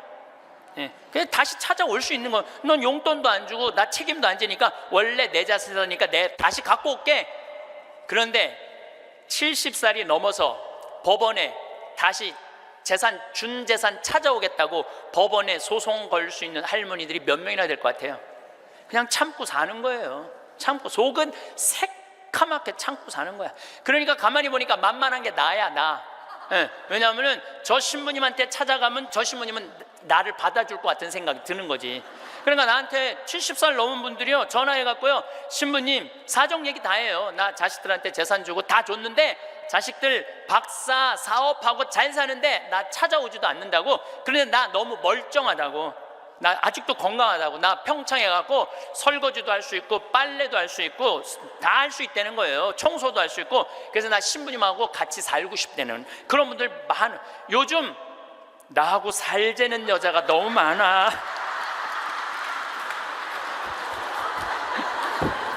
일년에 500명도 더 되는 것 같아. 그래서 제가 그 편지들을요 지금은 다 모아놔요. 왜 모아놓냐면 그 내용이 기가 막혀요. 내용이 내가 신부님 자식을 어떻게 키워서 어떻게 성공시키고 어떻게 재산을 물려줬는데 나한테 이럴 수가 있느냐고 그렇게 구구절절 편지 쓰는 분이 많아요. 그런데 그 자식 재산은 찾아올 생각하지 않고 내가 자식보다 낫게 생각이 드는 거지. 나하고 살자고. 내가 직접 받은 전화인데 85살 된 할머니예요.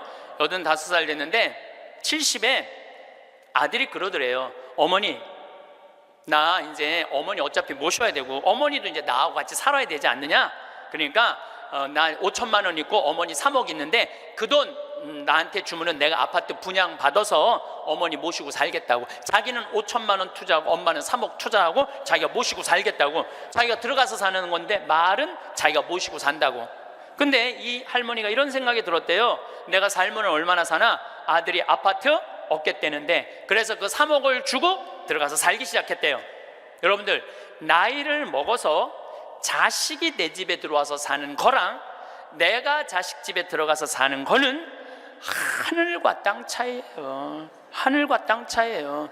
만약에 자식이 들어와서 사는데 마음에 안 들잖아요? 나가라고 그러면 돼. 근데 만약에 내가 자식하고 같이 살겠다고 합쳤는데 자식이 너무 마음에 안 들어, 며느리가 너무 마음에 안 들어.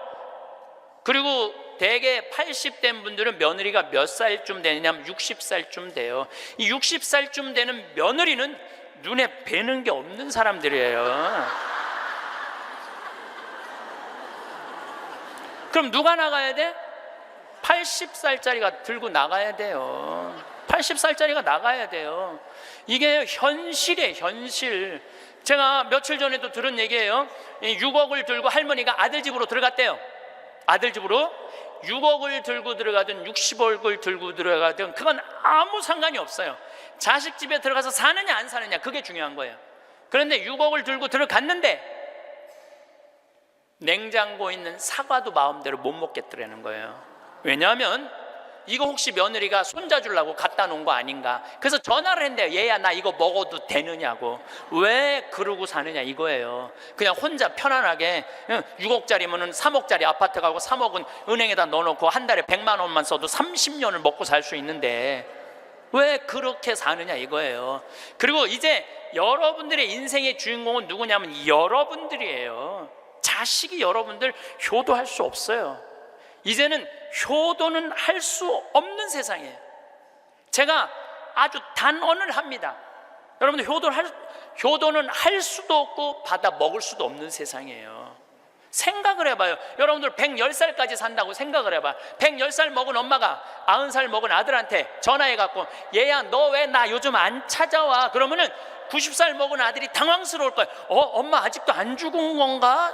죽었는지 안 죽었는지 지금 헷갈리는데 가끔씩 엄마가 전화해갖고 너 왜 나 안 찾아오냐면 아들이 90살 먹은 아들이 당황스러울 것 같아요? 안 당황스러울 것 같아요? 살았는지 죽었는지도 몰라요. 90살 된 아들은.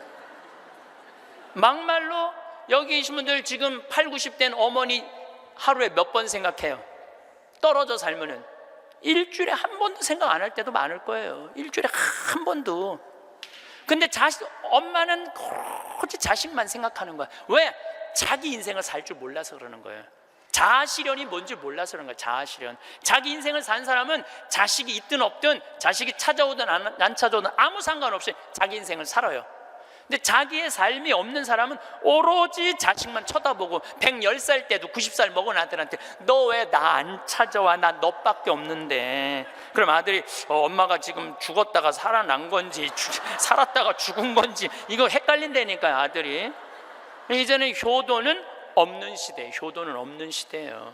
그러니까 이제 85 된 분이 70살 때 들어가서 아들하고 살기 시작했대요. 근데 75이 돼도 안 죽고 80이 돼도 안 죽더래. 근데 나이를 먹으면 먹을수록 여러분들 돈이 더 필요해요. 돈이 더 필요해. 나이를 먹으면 먹을수록. 그래갖고 83살에 아들한테 500만 원만 달라고 그랬대요. 왜냐하면 3억을 줬으니까 500만 원을 달라고 그럴 자격이 있는 거죠. 근데 그때부터 아들이 2년 동안 말을 안 하더래요. 말을 안 하더래요. 저는 아들 편이에요. 생각을 해봐요. 여러분들, 이 아들은 엄마하고만 살아요? 60살 된 며느리하고 사는 거예요. 며느리가, 아내가 맨날 뭐라고 그럴 것 같아? 나 저 시어머니하고 사는 거 지겨워. 당신 택해. 엄마야 나야. 맨날 그래도 모시고 살아야지 어떻게 해? 지금 어머니 어딜 가라고 그런다고 맨날 이렇게 달래는 와중에 그런 상황도 모르고 500만 원 내놓으라 그러니까 이 아들이 엄마 쳐다보기가 싫은 거예요. 2년 동안 말을 안 하더래. 2년 동안. 여러분들 한 집에 사는데 아들이 2년 동안 나 사람 취급 안 하고 말 안 하면 그 집에서 살고 싶겠어요? 살고 싶지 않죠. 그러니까 나이를 먹으면 또 어떤 문제가 있냐면 안 보이죠? 안 들리죠? 기억력 까무락까무락 그러죠? 여기 아프죠? 저기 아프죠? 그러면 그 입에서 나 행복하다, 나 기쁘다 이런 말 나올 것 같아요? 아이고 지겨워, 아이고 사는 거 힘들어 죽겠어, 차라리 죽는 게 나, 맨날 이 말 할 것 같아요. 좋은 소리도 여러 번 들으면 짜증나는데 지겹다, 죽겠다, 섭섭하다는 소리 10년 이상 들으면요 정말로 죽고 싶을 만큼 힘든 거예요. 그러니까 2년 동안 말 안 하는 거야. 이 할머니도 그 집에서 사는 게 너무 자존심이 상하는 거야. 그러니까 나한테 전화해갖고 신부님 생태마을 방 하나 달래는 거야. 와서 살겠다는 거야. 나 아직도 건강하다 이거예요. 85살이 그것도 알몸으로 와서 나하고 산다는 거야. 알몸으로. 아니 내가 20살이 나하고 와서 산다 그래도 살까 말까 고민을 지금 해야 될 판국인데 85이 아들한테 3억 다 주고 나한테 와서 알몸으로 살겠다고. 할머니, 우리 생태마을은 피정집입니다. 그래서 할머니 드릴 방이 없습니다. 아니 내가 그 방 많은 거 아는데 왜 방이 그 많은 방이 비느냐 이거예요. 내놓으라는 거예요. 아니, 할머니 죄송하다고 우리는 피정집이라 내년 지금 10월 달까지 지금 실질적으로 거의 예약이 끝났어요. 할머니 드릴 방이 없어 죄송해요. 그러니까 아니 방송 보면 우리 노인들 마음을 가장 잘 아는 분이 신부님인데 막상 통화해 보니까 보는 거하고 다르다 이거예요. 방송 보는 거하고.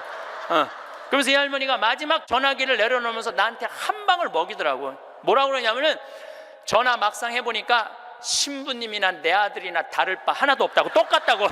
전화 끊는 거예요.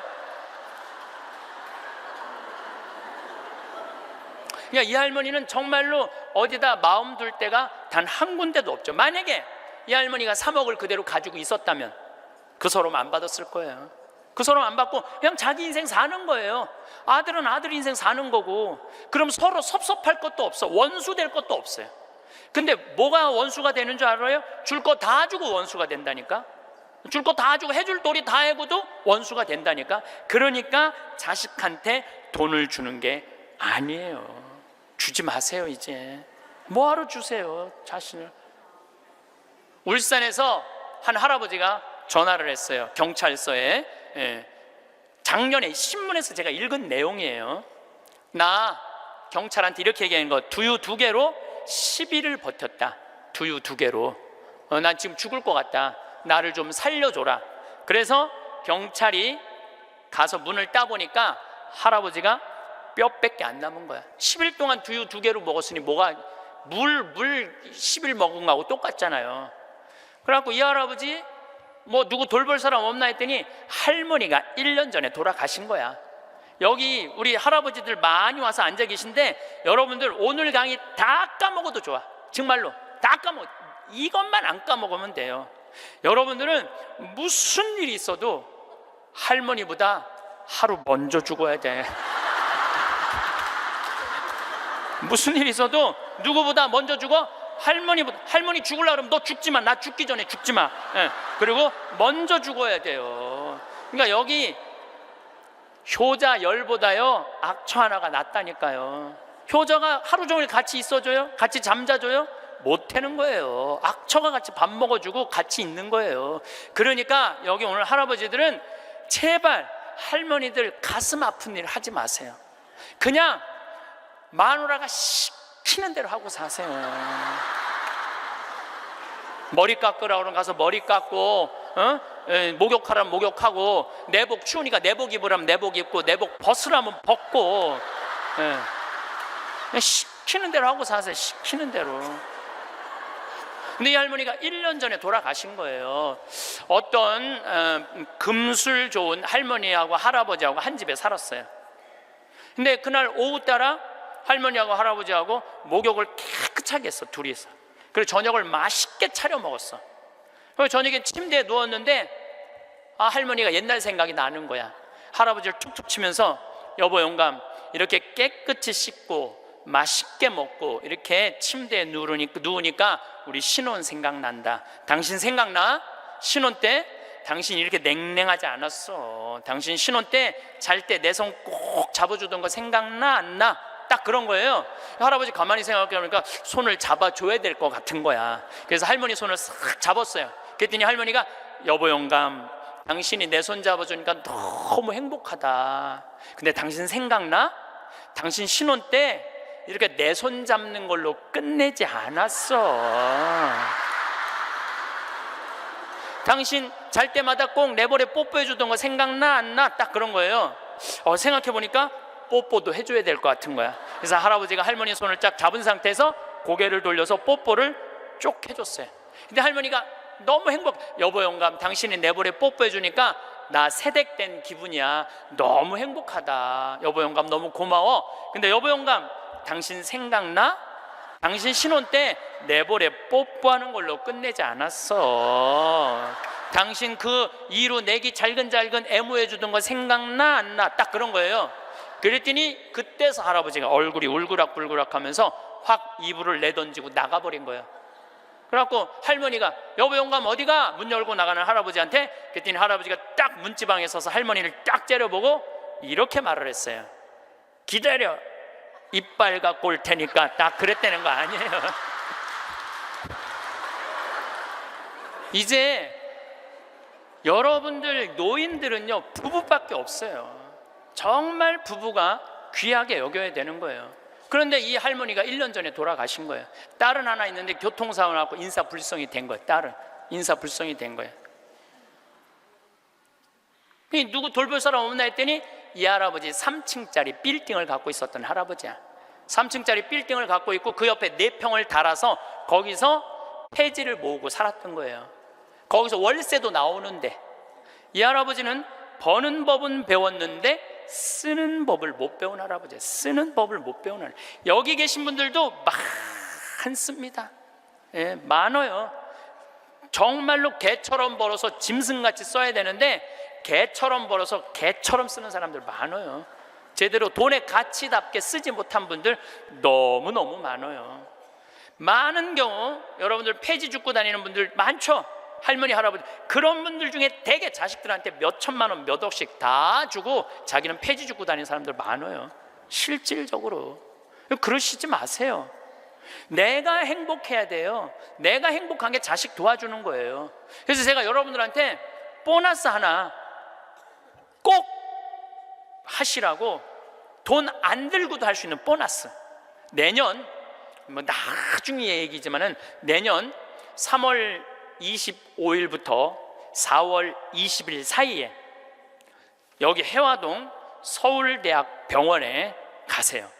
서울대학병원에 가면은 그 꼭대기 층에 식당이 하나 있어요. 그 식당에 가서 비싼 거 시키지 마세요. 쟁반 짜장도 팔더라고요. 그럼 3명이 갖고 쟁반 짜장 15,000원짜리 시키면은 셋이서 충분히 먹어. 거기서 한 11시 반쯤에 가세요. 괜히 12시 막 그 의사들 막 직원들 올라올 때 그때 가서 먹지 말고 미리 한 11시 반쯤에 가서 거기 가서 쟁반 짜장을 드세요.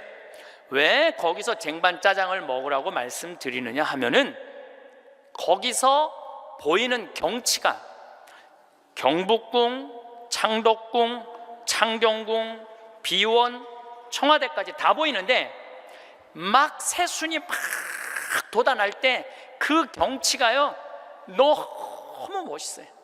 나도 서울대병원에 이제 1년에 한 번씩 강의를 가는데 거기서 식사 대접을 받았는데 거기서 밥을 먹는데 이렇게 내려다 보니까요 조선 27대 왕 부럽지 않더라고요. 거기서 아니 어떤 왕이 거기서 내려다보고 왕궁을 내려다보고 밥을 먹는 사람이 어디 있어. 꼭 기억하셨다가 내년에는 돈 드는 게 아니야. 그냥 전철 타고 가서 그냥 들고 올라가서 몸빼바지 입지 말고 그날은 좀 럭셔리하게 입고, 예, 그날은 좀 럭셔리하게 입고 내려다 보세요.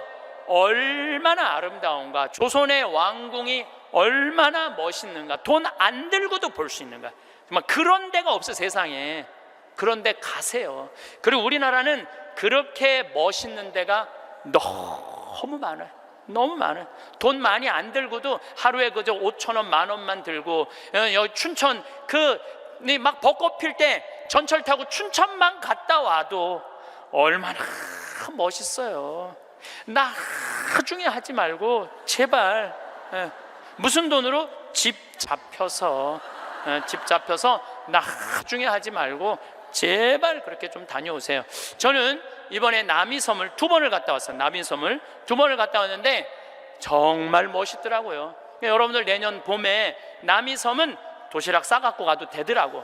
도시락 이렇게 싸서 뭐 김밥 이렇게 싸갖고 마음 맞는 친구들이랑 갔다가 오세요. 매일 그렇게 다니세요. 그렇게 다녀봤자 하루에 뭐 5,000원, 10,000원밖에 안 돼. 신부님 그렇게 다 썼는데 그때도 안 죽으면 어떻게 해요?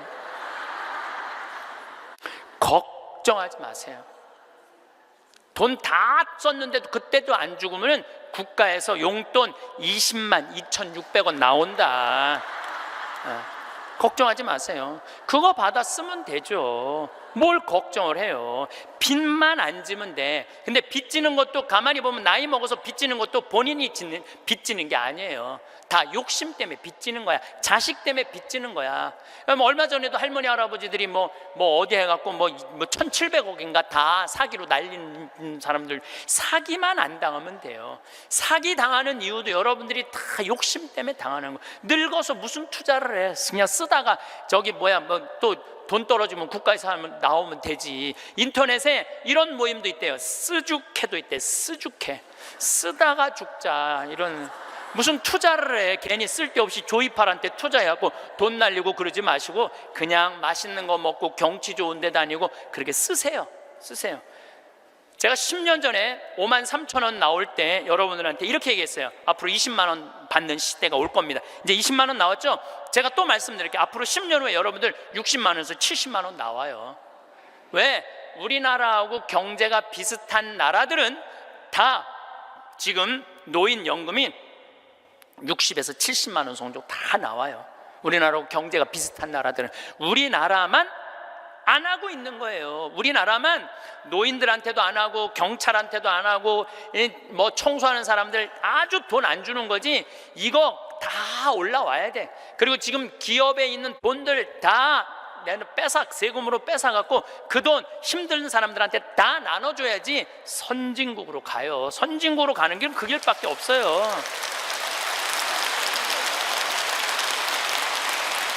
미국은 가보니까 할머니 한 분이 95살 먹은 할머니야. 이번 LA 갔는데 나한테 용돈을 $1,000를 주더라고요. 정말로 나이 많으신 분이야. 용돈을 $1,000를 100만 원을 주는 거예요. 할머니 무슨 돈이 있어? 우리 돈 많아. 그래. 내가 그래서 궁금해갖고 물어봤어. 미국의 할머니들은 한 달에 돈 하나도 없는 분들 연금이 얼마 나오냐면 $800가 나와요. $800면 우리나라 돈으로 85만 원이 나와요. 85만 원. 그런데 85만 원뿐만 아니라 집도 없어 이런 분들은 그러면 아파트 월세까지 다 나와요. 시골은 $200, 도시는 $300 하거든 월세가. 그것까지 다 나오는 거니까 한 달에 100만 원 정도가 나오는 거야. 근데 만약에 이 할머니가 한 달에 100만 원을 줬는데 1년 연말 결산을 해봤는데 100만 원을 다 안 써서 50만 원밖에 안 썼어. 그러면은 이 할머니는 돈이 있던가 돈이 필요 없던가 하는 할머니라고. 그 다음에는 연금을 40만 원밖에 안 줘요. 그래서 미국에 다녀보면 할머니들이요 그 돈 쓰려고 얼마나 돌아다니는지 몰라요. 그러니까 쓰주캐가 생기는 거야. 쓰다 죽자. 그러니까 나한테 용돈도 $1,000씩 주는 거죠. 내가 그 할머니한테 5년 전에도 나한테 만나서 그랬대요. 그래서 할머니 손을 잡고 할머니 내가 한 5년 후에 여기 또 올 것 같은데 그때 또 봐요. 그랬더니 그때는 좀 생각을 해봐야 될 것 같아 그러시더라고요. 100살 때는 생각을 해봐야 되겠다 이거죠. $30,000가 통장에 넘었으면요 연금을 안 줘요. 미국도. 그러니까 자기 통장에 3천만 원 밑으로 자꾸 만드는 거예요. 쓰라는 거예요. 근데 우리나라도 그렇게 갑니다.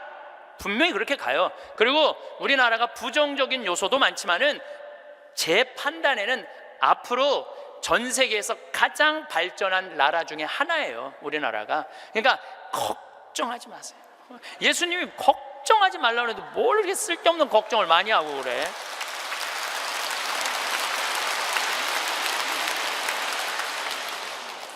자식한테 재산 물려주지 마시고 여러분들 쓰고 싶은 거 다 쓰세요. 여행 다니고 싶은 거 여행 다니고 먹고 싶은 거 있으면 먹고 없으면은 안 쓰면 되지. 없으면 안 쓰면 돼요. 근데 있는데도 못 쓰는 사람들한테 하는 얘기예요. 있는데도 못 쓰는 분들한테 하는 얘기예요. 이제는 부모 자식 사이에 효도는 없어요. 아까도 말씀드렸지만 사랑밖에 없어요. 사랑만 남는 거예요. 부모 자식이 어렸을 때 얼마나 사랑했느냐 사랑하지 않느냐에 따라서 늙어서 자식이 찾아오느냐 찾아오지 않느냐가 결정되는 거예요. 나는 우리 어머니 아버지를 참 잘 만났어요. 참 좋은 어머니 좋은 아버지. 그 중에 어머니보다는 아버지를 잘 만난 것 같아요. 아버지를 뭐 어머니도 좋지만 아버지는 그거보다 훨씬 좋아요. 훨씬. 난 어렸을 때 아버지하고 매일 미꾸라지 잡으러 다니고 메뚜기 잡으러 다니고 도토리 밤 주스러 다녔던 기억이 참 많아요. 그리고 시험만 우리는 시험 못 봤다고 혼났던 적이 한 번도 없어. 그런데 어쨌든 시험만 끝나면 아버지가 짜장면을 사서 초등학교 때 우리는 항상 나는 한 달에 한 번은 아버지하고 짜장면을 먹으러 갔어요. 내가 2년 전에 우리 형이 둘이거든요. 형들한테 이제 무슨 같이 놀면서 나 어렸을 때 아버지가 시험 끝나면 꼭 짜장면을 사줬어. 나 막내라 그렇게 사줬던 것 같아. 그랬더니 형들이 그러는 거예요. 너도 먹었냐? 우리도 시험 끝나면 꼭 먹었는데? 그러더라고요. 생각해보니까 열받더라고요. 나는 한 달에 한 번 먹고 아버지는 한 달에 3번씩이나 먹었던가 생각을 해보니까. 그러니까 어렸을 때 미꾸라지도 어떻게 잡았느냐면은 논에 보면 웅덩이 있죠, 옆에. 거기 물 다 퍼내. 아버지하고 바가지로 다 퍼내면 그 진흙 안에 미꾸라지 많아. 그럼 그거 탁 잡아다, 그 잡는 그 느낌이 얼마나 좋은지 몰라요. 미꾸라지가 진흙을 딱 잡으면은 미꾸라지가 꾸물쭉꾸물쭉하고 막 생기는 거 있잖아요. 우렁도 있고. 참 행복한 시절 보냈어요. 그러니까 이제 아버지를 생각하면은 참 마음이 따뜻해요. 아버지를 생각하면. 근데 중학교 3학년 때 내가 옥상에서 밤에 담배를 피고 있는데 어험 소리가 들리더라고. 어험 소리가. 고개를 돌려보니까 아버지 뒷모습이야. 아버지가 내 담배 피는 걸 보고 내려가신 거예요. 너무 미안하더라고요. 왜냐하면 나는 손찌검 한번 하신 적 없는 아버지인데, 그 좋은 아버지한테 담배 피는 모습을 중학교 3학년 아들이 보였으니 얼마나 미안해요. 그냥 아버지 쳐다보기가 정말로 얼굴을 두를 수가 없었어요. 근데 아버지가 하루가 지나도 말이 없고 이틀이 지나도 말이 없는 거야. 일주일이 지났는데도 말이 없으신 거예요. 그래서 난 이렇게 생각했어요. 깜깜해서 못 보셨나 보다. 이렇게 생각을 했어요. 근데 2주일이 됐는데 2주일째 누나가 나를 부르는 거예요. 막내야. 항상 저를 막내라고 불렀거든요. 우리 집에서는. 막내야, 얘기 좀 하자. 그래, 얘기해. 그랬더니 너 담배 피니? 그러더라고요. 나 담배 펴. 왜냐하면 그때 제가 중학교 2학년, 3학년, 고등학교 1학년 거의 3년을 학교를 거의 안 다녔거든요. 뭐 여러 가지 몸이 안 좋아갖고 뭐 학교 안 다니니까 할 일이 뭐가 있어. 맨날 그냥 담배나 피고 앉아 있는 거죠. 학교 다니면 담배 필 시간 없지만 학교 안 다니니까 담배 필 시간이 얼마나 많아요. 맨날 담배나 피고 있는데 너 담배 피니? 그래서 나 담배 펴. 그랬더니 아버지가 나한테 얘기하더라. 너 건강도 안 좋은데 담배 끊었으면 좋겠다고. 그러니까 우리 아버지는 아들한테 이 얘기를 하고 싶은데 직접적으로 말하면은 서로 간에 충격이 있을 것 같은 생각을 하신 거예요. 그러니까 나하고 제일 친한 누나한테 얘기를 한 거죠. 그래서 아주 정중한 나한테 부탁을 해 오신 거죠. 그때 내가 받은 아버지에 대한 감동은요, 이거는 지금도 나는 아버지가 세상에서 제일 커요. 아버지가 세상에서 제일 큰 분이에요. 내 인생에 있어서. 그러니까 지금도 한 달에 한 번 아버지를 안 보면은 내가 못 견뎌요. 보고 싶어. 막 보고 싶어요. 그래서 나는 요즘은 뭐 11월, 12월 내 시간이 하나도 없어요. 아버지 만나러 갈 시간이 없어. 그래도 내일은 내가 수원에 강의가 있거든요. 우리 집이 수원이니까 내가 아침에 나오면서 전화했어요. 아버지 같이 밥 먹자고. 그러니까 아버지하고 밥을 먹고 아버지를 쳐다보고 있으면 내가 행복해. 우리 아버지는 나이가 85살이에요. 나는 해가 가면 갈수록 아버지가 더 좋아요. 해가 가면 갈수록. 나 시간 남은 수원 가서 여자 안 만나요. 아버지 만나지. 근데 아버지가 지난 10월 달에 우리 생태마을에 오셔서 산에 가셔서 산삼을 2뿌리를 캐갖고 오셨어요. 아들 준다고, 나 준다고 2뿌리를 캐갖고 오셨어요. 그런데 그런 거조차도 나는 오랫동안 기억에 남을 거예요. 우리 아버지는 지금 산에 가갖고 바위 틈에 그 꽃을 산삼 그거를 잎을 보셔갖고 그걸 캐갖고 이 손마디보다 약간 두꺼운 걸 2개를 캐갖고 오셨는데, 지금도 나는 아버지가 90살이 되든 95살이 되든 100살이 되든 아버지를 보고 싶은 마음은 변함이 없을 거라고 생각을 해요. 아버지를 보고 싶은 마음은. 왜냐하면 너무너무 사랑하니까. 앞으로는 여러분들 앞으로 펼쳐질 세상에 여러분들 자식한테 효도해라, 나 찾아와라 이런다고 자식이 찾아올 것 같아. 지금 부모 안 찾아가는 자식이 650만 명 중에 125만 명이 부모 안 찾아가요. 추억이 있어야지. 먹고 마시고 놀았던 기억이 있어야지. 늙은 아버지하고 먹고 마시고 노는 거예요. 성서 잘 묵상해 보세요. 내가 이거 첫째 시간, 이게 6강인데 첫째 시간에 먹고 마시고 노는 일이 얼마나 중요한지 아주 잘 설명을 해놨어요. 여러분들 그걸 한번 보세요. 예수님이야말로 우리를 진정으로 사랑하는 우리 진정한 왕이야. 정말 왕이 백성이랑 먹고 마시고 놀잖아요. 그럼 백성의 속마음을 다 알아요. 백성을 위로할 수 있는 거예요. 그러니까 우리의 왕이야말로, 요즘 대림절 지내시죠? 우리의 왕이야말로 진정한 왕이에요. 우리랑 먹고 마시고 노니까. 왕이 나하고 먹고 마시고 놀면 여러분 가슴 설레지 않아요? 우리나라 지금 임금이, 우리나라 지금 대통령이 백성들하고 여러분들하고 매일 먹고 마시고 놀면서 여러분들 속사정 이해해 준다 그러면은 그 대통령한테 목숨 바칠 것 같아, 안 바칠 것 같아? 대통령이 나하고 지금 청와대에서 와갖고 여러분들하고 여기 명동에서 같이 매일 먹고 마시고 놀면 목숨 바칠 것 같아, 안 바칠 것 같아요? 바치죠? 예수님한테 왜 목숨을, 여러분 예수님한테 목숨 바치는 분들이죠? 우리의 임금이야말로 진정한 킹 오브 킹, 왕 중의 왕이다. 저는 요즘 이 먹고 마시고 노는 거 묵상하면서 예수님을 더 사랑하게 됐어요. 참 좋으신 분이에요. 해리 리버맨이라는 할아버지가 있어요. 이 할아버지는 나이가 몇 살이냐면은 104살에 돌아가셨어요. 미국, 원래는 유태인이야.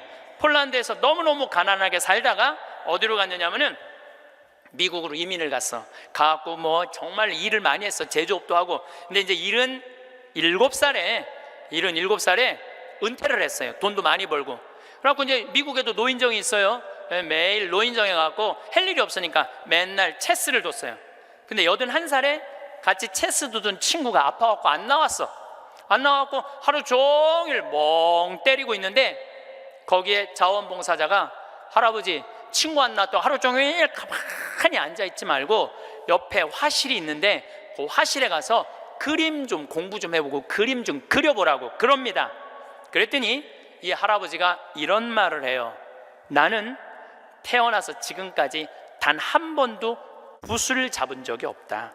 먹고 살기 바쁜데 무슨 붓을 그리냐.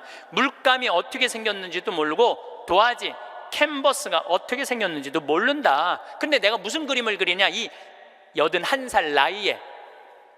그래도 할아버지 한번 가서 구경이나 해보시라고. 그래서 할아버지를 살살 꼬셔서 화실에 갔어요. 근데 이 할아버지가 화실에 가서 붓을 보고 물감을 보고 캔버스를 보는 순간 어떤 생각이 들었느냐면은 어렸을 때 폴란드의 그 아름다운 경치를 그리고 싶었던 거야. 그래서 붓을 들어 그림을 그리기 시작을 했어요. 근데 이 할아버지가 색깔을 조합하고 그림을 그리는데 프랑스의 샤갈이라는 화가보다도 그림을 더 잘 그리는 거야. 그래서 이 할아버지 별명이 미국의 샤갈이에요. 그래서 이 할아버지가 뭐 배울 것도 없어. 기본적인 몇 가지만 하고부터 전시회를 했는데 101살까지 전시회를 해요. 근데 101살까지 전시회를 하는데 나이 먹으면 보통 전시회하면은 동네에서 그런 식으로 하잖아요. 근데 이 할아버지는 그런 전시회가 아니야.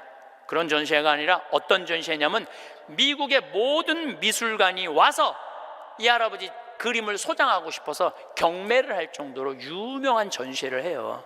101살 때 20일에 전시회를 할 때 기자 400명이 모였대요. 기자들이 물어봤대요. 할아버지한테, 할아버지 어떻게 이렇게 20일에 걸쳐서 이 세계적인 그림을 그릴 수 있느냐고. 할아버지 대단하다고. 그랬더니 이 해리 리버맨이라는 할아버지가 이런 말을 해요. 나는 내 그림이 유명한지 안 유명한지 난 잘 모르겠다. 근데 나는 81살부터 101살까지 내 인생은 가장 찬란하고 가장 행복했다. 내가 이렇게 그림을 그리면서 내 101살까지 살 수 있었던 것은 내 인생의 최대의 축복이다. 그리고 이 할아버지는 104살에 세상을 떠나세요. 여기 계신 모든 분들 지금 안에 재능이 있을 것 같아요, 없을 것 같아요? 재능이 있어요. 지금 60, 70, 80 되신 분들도 재능이 다 있으세요. 오늘 아침에 잠깐 보니까 할머니들이 시집도 냈던데, 이 한글 배워갖고 시집도 냈어요. 그런데 참 내가 보기에는 그분들 대단한 분들이에요. 뭔가를 나이를 먹어도 77살에 시금치네라는 시를 썼는데 참 멋있더라고요. 여기 계신 여러분들도 지금 안에 다 있어요. 다 있으니까 난 다 살았다, 죽을 날만 기다린다, 제발 이러지 마세요. 또 나중에 할 생각도 하지 말고 언제 해? 지금 하세요. 지금 책도 사서 읽고 글도 쓰고. 저는 문인 등단하고 이번엔 펜팔 회원이 됐어요. 글 쓰는 펜팔 회원이 됐어요. 너무너무 재밌어요. 글 쓴다는 게 그 펜팔, 내 국제 펜팔 회원이 된 이유는 그 펜팔 회에는 되게 노벨상 받은 사람을 초대해서 강의를 들어요. 그런 강의를 듣고 싶어서 내가 회원 거기 심사해 해갖고 통과가 돼갖고 했는데, 정말 저도 나이를 먹었고 글 공부를 하면서 하루하루가 너무너무 신이 나는 거예요. 여러분들도 사는 것처럼 사세요. 제발 자식들한테 전화하고 그러지 말고, 그것도 110살에 전화해갖고 너 왜 나 안 찾아오냐 이러지 마시고 여러분들의 인생을 사시기를 바라겠습니다. 마침 기도로 제가 자식들하고도 가장 중요한 건 사랑입니다. 사랑에 관련된 성서 구절로 마침 기도를 바치겠습니다. 성부와 성자와 성령의 이름으로 내가 인간의 여러 언어와 천사의 언어로 말한다 하여도 나에게 사랑이 없으면 나는 요란한 징이나 소란한 꽹과리에 지나지 않습니다. 내가 예언하는 능력이 있고 모든 신비와 지식을 깨닫고 산을 옮길 수 있는 큰 믿음이 있다 하여도 나에게 사랑이 없으면 나는 아무것도 아닙니다. 내가 모든 재산을 나누어 주고 내 몸까지 자랑스레 넘겨준다 하여도 나에게 사랑이 없으면 나에게는 아무 소용이 없습니다. 사랑은 참고 기다립니다. 사랑은 친절합니다. 사랑은 시기하지 않고 뽐내지 않으며 교만하지 않습니다. 사랑은 무례하지 않고 자기 이익을 추구하지 않으며 성을 내지 않고 앙심을 품지 않습니다. 사랑은 모든 것을 덮어주고 모든 것을 믿으며 모든 것을 바라고 모든 것을 견디어 냅니다. 영광이 성부와 성자와 성령께, 성부와 성자와 성령의 이름으로 아멘. 감사합니다.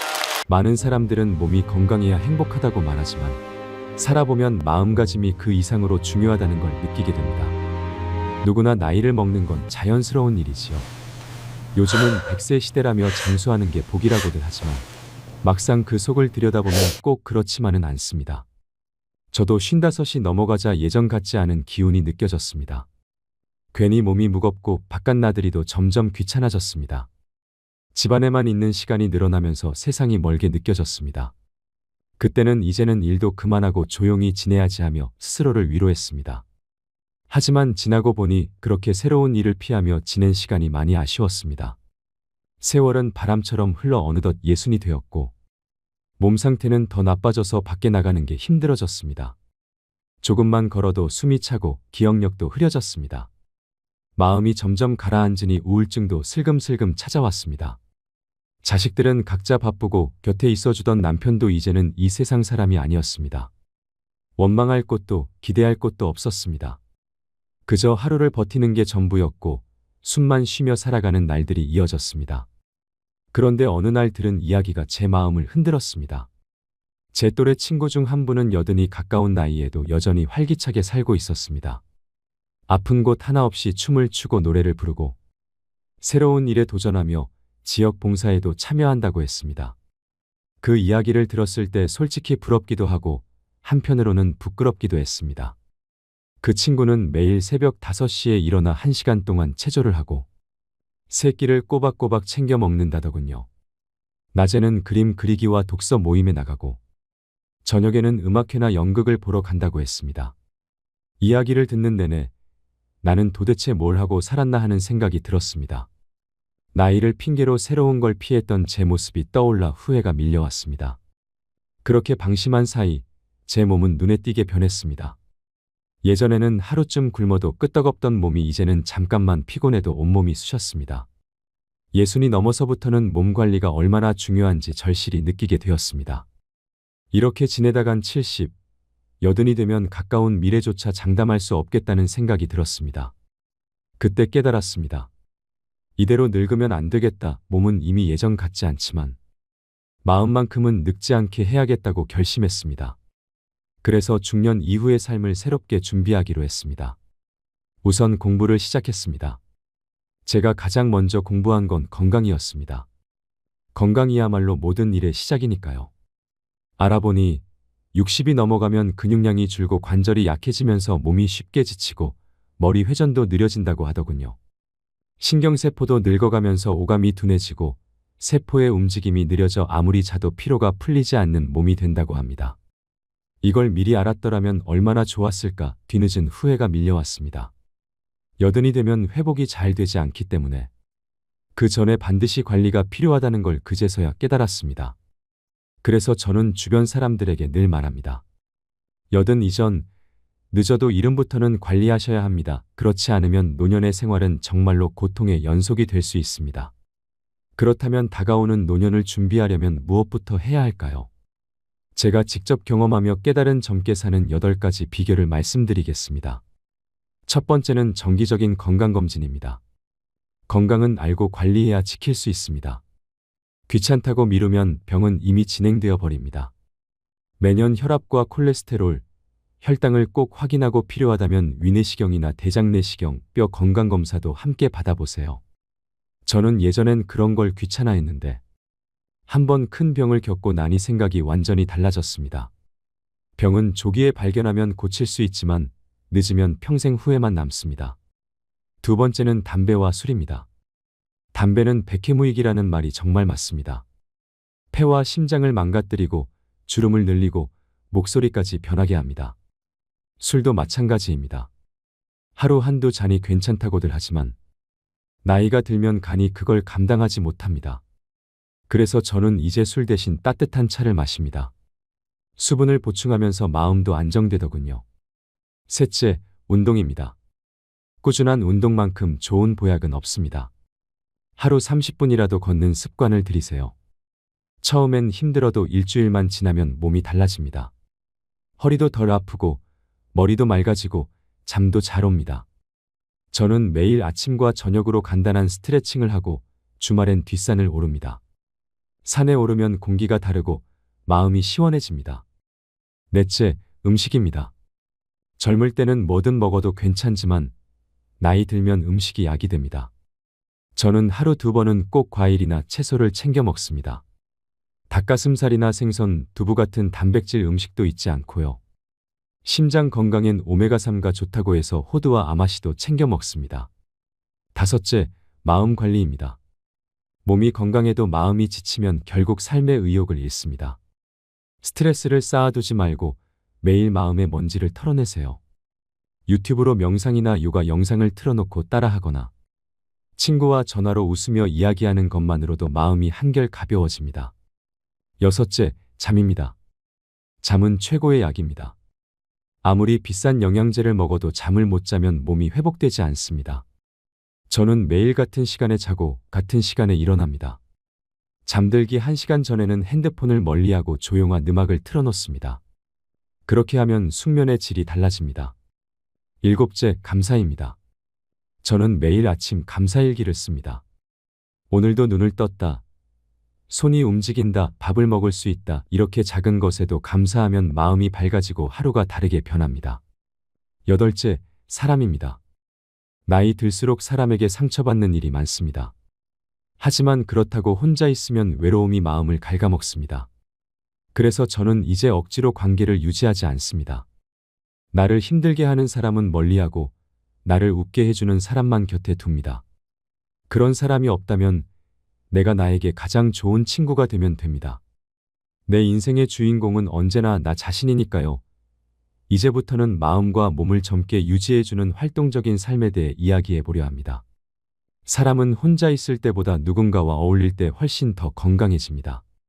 사회활동을 하면 정신이 맑아지고 감정이 안정되며 삶의 만족감이 높아집니다. 사람들과 만나 이야기를 나누고 웃다 보면 어느새 우울감이 사라지고 마음의 생기가 돌아옵니다. 그래서 저는 일주일에 한두 번이라도 모임에 나가려고 노력합니다. 가까운 마을회관이나 문화센터에서 하는 프로그램도 좋고 취미 동호회나 봉사활동도 좋습니다. 이런 모임에 참여하면 세상과 다시 연결되는 느낌을 받습니다. 사람들과의 관계가 다시 살아나면 삶의 목적과 의미도 함께 되살아납니다. 여행도 큰 힘이 됩니다. 꼭 멀리 가지 않아도 괜찮습니다.